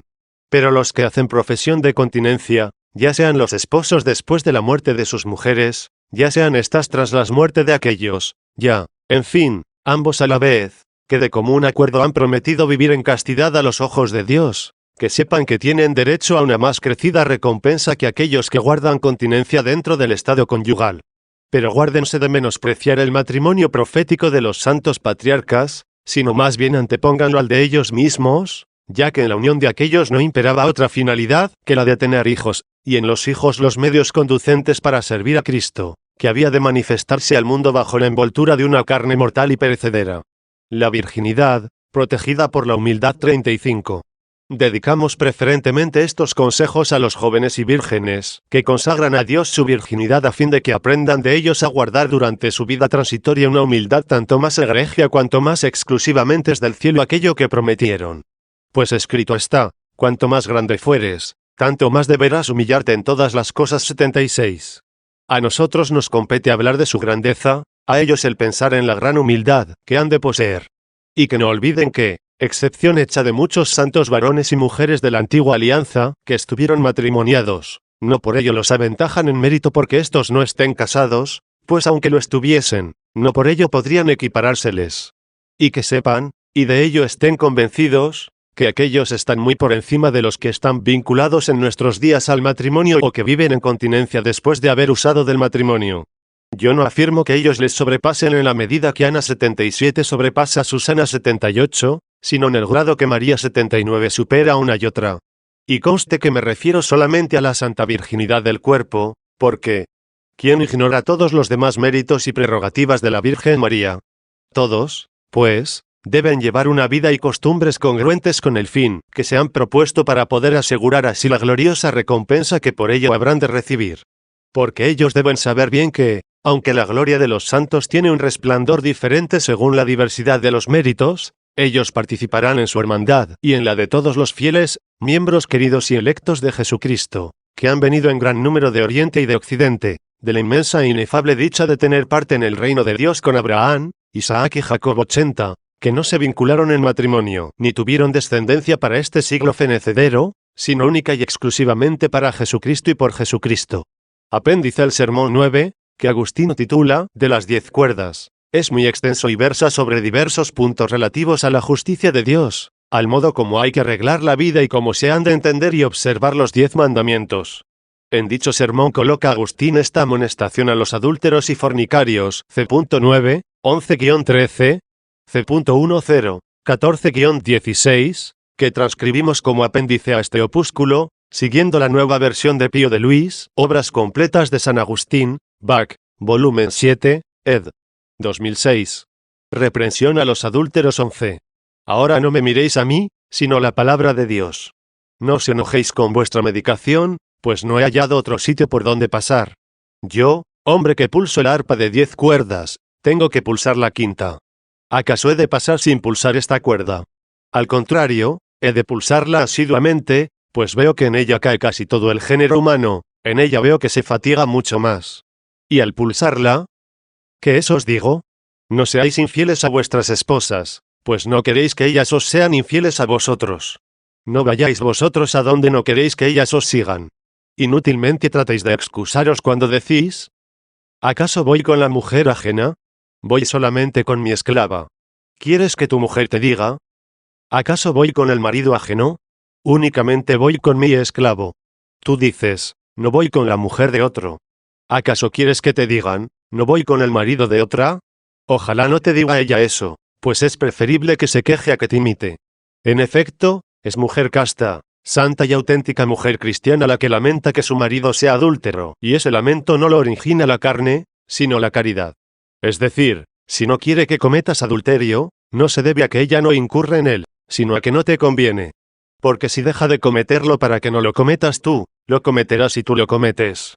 En cambio, si lo que tú exiges de ella se lo debe a Dios, se lo debe a Cristo, y te es fiel porque Dios lo manda, aunque el marido incurra en adulterio, esa mujer ofrece su castidad a Dios. Porque Cristo habla en el corazón de las mujeres buenas, habla en su interior, donde no oye su marido, dado que ni siquiera es digno de ello, si es adúltero. Le habla, pues, en su interior y le dice y consuela como a hija suya con estas palabras: ¿te atormentan los ultrajes de tu marido? ¿Qué te ha hecho? Pues, laméntalo, pero no le imites obrando mal. Al contrario, que sea él quien te imite a ti en el bien. Pues en cuanto obra mal no le consideres como cabeza tuya a él, sino a mí, Dios tuyo. Porque si en cuanto obra mal es cabeza, el cuerpo seguirá también a su cabeza y ambos van al precipicio. Para no seguir a su mala cabeza, adhiérase a la cabeza de la Iglesia, Cristo. Debiéndole a Cristo la castidad, tributándole el honor debido, ya esté el marido presente o ausente, ella no peca, pues nunca está ausente aquel a quien se debe para no pecar. 12. Haced esto, hermanos míos, para que podáis ir de acuerdo con vuestro adversario. Lo que os digo no es amargo o, si es amargo, cura. Tomad esta pócima aunque sea amarga. Lo es porque las vísceras peligran, hay que beberla. Es preferible un poco de amargor en la boca a un tormento eterno en ellas. Cambiad, pues. Los que no practicabais este bien de la castidad, practicadlo ya. No digáis, es imposible. Es deshonroso, hermanos míos, es vergonzoso que un varón diga que es imposible lo que hace una mujer. Es un delito que el varón diga, no puedo. Lo que puede una mujer, ¿no lo puede un varón? ¿Cómo? ¿No carga ella con la carne? Fue la primera persona a la que sedujo la serpiente. Vuestras castas esposas os demuestran que es posible lo que no queréis hacer, sosteniendo que es imposible. Pero dirás tal vez que ella puede hacerlo con mayor facilidad, porque está sometida a una gran vigilancia, por parte del precepto legal, de la solicitud del marido. Le retrae incluso el pánico a las leyes públicas y tiene además como gran protección el rubor y el pudor. Pero si tantas providencias hacen a la mujer más casta, haga casto al marido la virilidad misma. Pues, si la mujer está más vigilada, se debe a su mayor debilidad. Si ella se ruboriza ante su marido, ¿no te ruborizas tú ante Cristo? Tú estás más libre porque eres más fuerte. Porque vences con facilidad te confían a ti mismo. Ella tiene encima de sí la solicitud del marido, el terror que infunden las leyes, la costumbre social y un mayor rubor. Tú tienes a Dios, solo a Dios. En efecto, fácilmente encuentras varones iguales a ti, ante los que no temes que te salgan los colores, pues muchos hacen lo mismo. Y tan grande es el extravío del género humano que, a veces, hay que temer que al varón casto le salgan los colores cuando se halla en medio de otros impúdicos. Por eso no ceso de pulsar esta quinta cuerda, por la misma aberrante costumbre y la corrupción, como dije, de todo el género humano. Si entre vosotros alguien comete un homicidio, lo que Dios no permita, queréis expulsarlo de la patria y excluirlo de ella al momento, si es posible. Si alguien comete un robo, le odiáis y no queréis verle. Si alguien levanta un falso testimonio, ¿abomináis de él y no os parece un hombre? Si alguien desea los bienes ajenos, le tenéis por un ladrón y un injusto. Pero si alguien se revuelca con sus esclavas, se le ama, se le recibe con halago, las heridas se convierten en motivos de diversión. Y si hay alguno que diga que él es casto, que no comete adulterio y se sabe que no lo comete, se avergüenza de acercarse a los que lo cometen para evitar que lo insulten, para que no se burlen de él y digan que no es hombre. Tan bajo ha caído el extravío humano, que se tenga por hombre al que es vencido por la lujuria, y no se tenga por tal al que la vence. Los que triunfan, saltan de alegría por el triunfo y no son hombres. En cambio, yacen postrados. ¿Y lo son? Si fueras un espectador. ¿Quién te parecería más fuerte, uno que yace en el suelo bajo la bestia, u otro que da muerte a la bestia? 13. Pero el soslayar la lucha interior y el deleite que os producen las contiendas exteriores es la razón por la que no queréis pertenecer al cántico nuevo, en el que se dice, ¿quién adiestra mis manos para la lucha, y mis dedos para el combate? 81. Hay una guerra que sostiene el hombre consigo mismo, luchando contra sus malos deseos, frenando la avaricia, extirpando el orgullo, sofocando la ambición, degollando la lujuria. Sostienes estas contiendas en lo oculto y no eres exteriormente vencido. Con ese fin son adiestradas vuestras manos para la pelea y vuestros dedos para la guerra. Esto no se da en vuestros espectáculos. En ellos no es la misma persona el cazador que el citarista. El cazador ejecuta una acción, el citarista otra. En el espectáculo de Dios es la misma.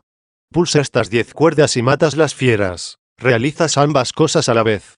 Pulsas la primera cuerda, por la que se adora a un único Dios 82, y cae la bestia de la superstición. Pulsas la segunda, por la que no tomas en vano el nombre del Señor 83, y cae la bestia del error de las herejías nefandas, que creyeron que podían tomarlo en vano. Pulsas la tercera cuerda, en la que, mirando a la esperanza del futuro descanso 84, haces lo que haces, y das muerte al amor de este mundo, más cruel que las otras bestias. En efecto, por el amor de este mundo se fatigan los hombres en todos sus negocios. Tú fatígate en todas tus buenas obras no por el amor de este mundo, sino por el eterno descanso que promete Dios.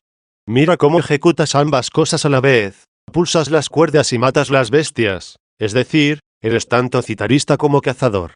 No os deleitan estos espectáculos, en que no conseguís que os vea el promotor, sino el Redentor. Honra a tu padre y a tu madre 85. Tocas la cuarta cuerda, para ofrecer honor a los padres, y cae la bestia del desafecto. No cometerás adulterio 86. Pulsas la quinta cuerda y cae la bestia de la lujuria. No matarás 87. Pulsas la sexta cuerda, cayó la bestia de la crueldad. No robarás 88. Pulsas la séptima cuerda, cayó la bestia de la rapacidad. No levantarás falso testimonio 89. Pulsas la octava cuerda, cayó la bestia de la falsedad. No desearás la mujer de tu prójimo 90. Pulsas la novena cuerda, cayó la bestia del pensamiento adulterino. Porque una cosa es fornicar con otra mujer y otra apetecer la mujer ajena. Por eso se dieron 2 mandamientos: no cometerás adulterio y no desearás la mujer de tu prójimo. No desearás la propiedad de tu prójimo. Pulsas la 10ª cuerda, cayó la bestia de la codicia. Y así, al caer todas las bestias, caminas seguro e inocente en el amor de Dios y en la sociedad de los hombres. Pulsando las 10 cuerdas. ¿Cuántas bestias matas? Porque bajo estas cabezas hay muchas otras cabezas. En cada cuerda no matas una sola bestia, sino manadas de ellas. Y así cantarás el cántico nuevo con amor, no con temor. Culpabilidad de los fornicarios 14. Cuando desees comportarte lujuriosamente, no te digas, no tengo esposa, hago lo que quiero, pues no peco contra mi mujer.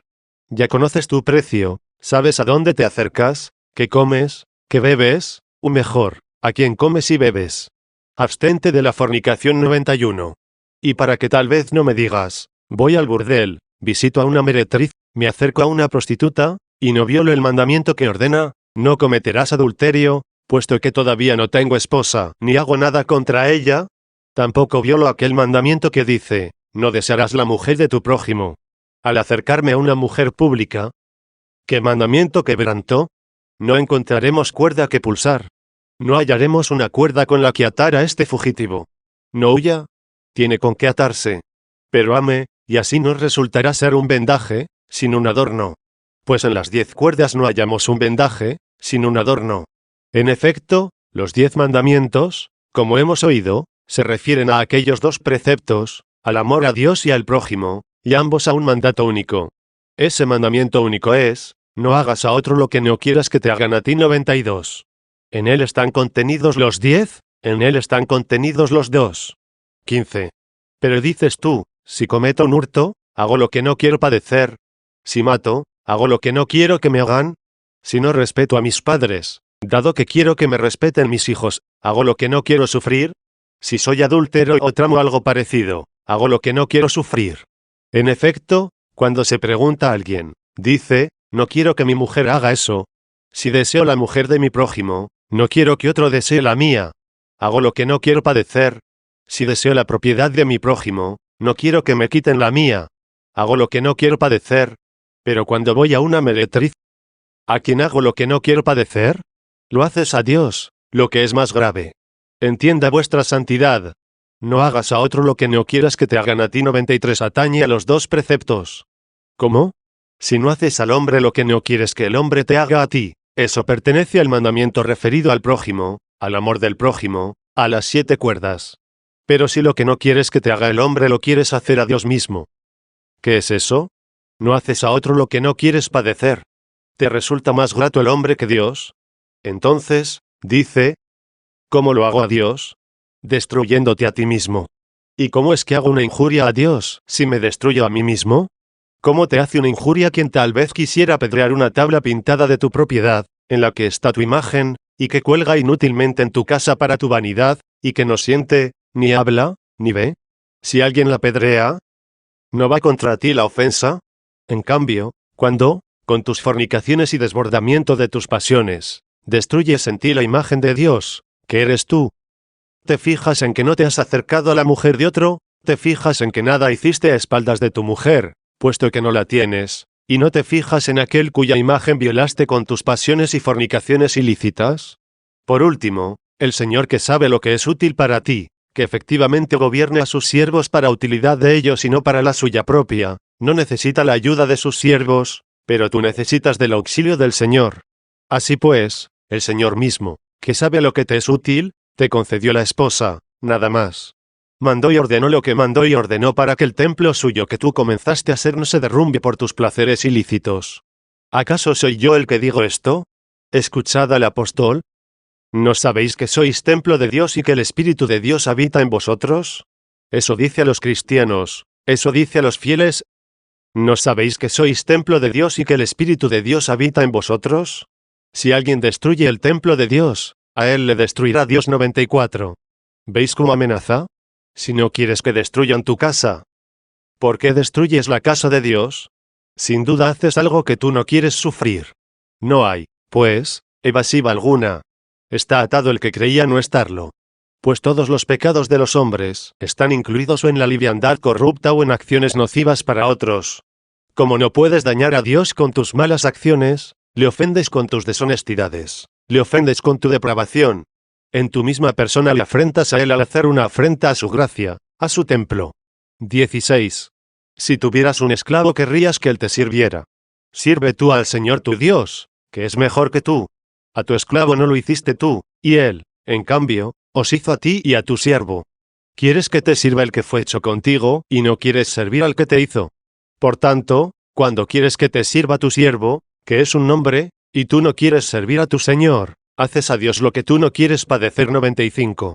Así pues, ¿aquel único mandamiento contiene aquellos dos? ¿Aquellos dos contienen los 10? Aquellos 10 los contienen todos. Cantad, pues, con el arpa de 10 cuerdas el cántico nuevo. 96.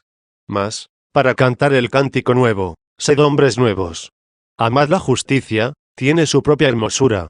¿No queréis verla porque amáis otra cosa? Pues si no amaseis otra cosa, sin duda la veríais. ¿Por qué la veis cuando la exigís? ¿Por qué alabas la fidelidad cuando se la exiges a tu esclavo? ¡Qué hermosa es la fidelidad! Pero es hermosa cuando se la exiges a tu siervo. La ves cuando la exiges a otro, no cuando te la exigen a ti. ¿Ves el oro? No ves la fidelidad. Como brilla el oro ante los ojos del cuerpo, así brilla la fidelidad ante los del corazón. Abres ante ella los ojos del corazón cuando quieres que te la exhiba tu esclavo. Y, si te la exhibe, lo alabas, lo pregonas y proclamas: tengo un esclavo excelente, un esclavo magnífico, un esclavo fiel. La fidelidad que alabas en el esclavo no se le exhibes al Señor. Actitud más depravada, porque quieres tener un esclavo mejor que el que tiene Dios en ti. Dios manda a tu esclavo que sea bueno para contigo, como manda a tu esposa que, aunque tú cometas adulterio, no lo cometa ella. Así manda a tu esclavo que, aunque tú no sirvas a tu Señor, él te sirva a ti. Pero considera todo esto, a fin de que te sirva como amonestación, no como perdición. Advierte que, si ese esclavo te sirve dignamente, aunque eres indigno, es decir, te sirve bien, a pesar de ser tú indigno, y te sirve fielmente e incluso te ama, lo debe a Dios, no a ti. Justo es, pues, que también tú adviertas que vives bajo el Señor, al que asimismo mira tu esclavo para servirte a ti. Cumple, pues, lo que está escrito: no hagas a otro lo que no quieres que te hagan otros. 97. Y cuando dices otros, incluye tanto al prójimo como a Dios. Canta con el arpa de 10 cuerdas. Canta el cántico nuevo. Ponte de acuerdo con la palabra de Dios mientras va contigo de camino. Ponte de acuerdo con tu adversario a prisa, no sea que llegues aún en desavenencia con él ante el juez 98. Si haces lo que oyes, ya llegaste a un acuerdo con él. Si, en cambio, no lo haces, sigues en pugna con él, sin posibilidad de paz, hasta que logres el acuerdo.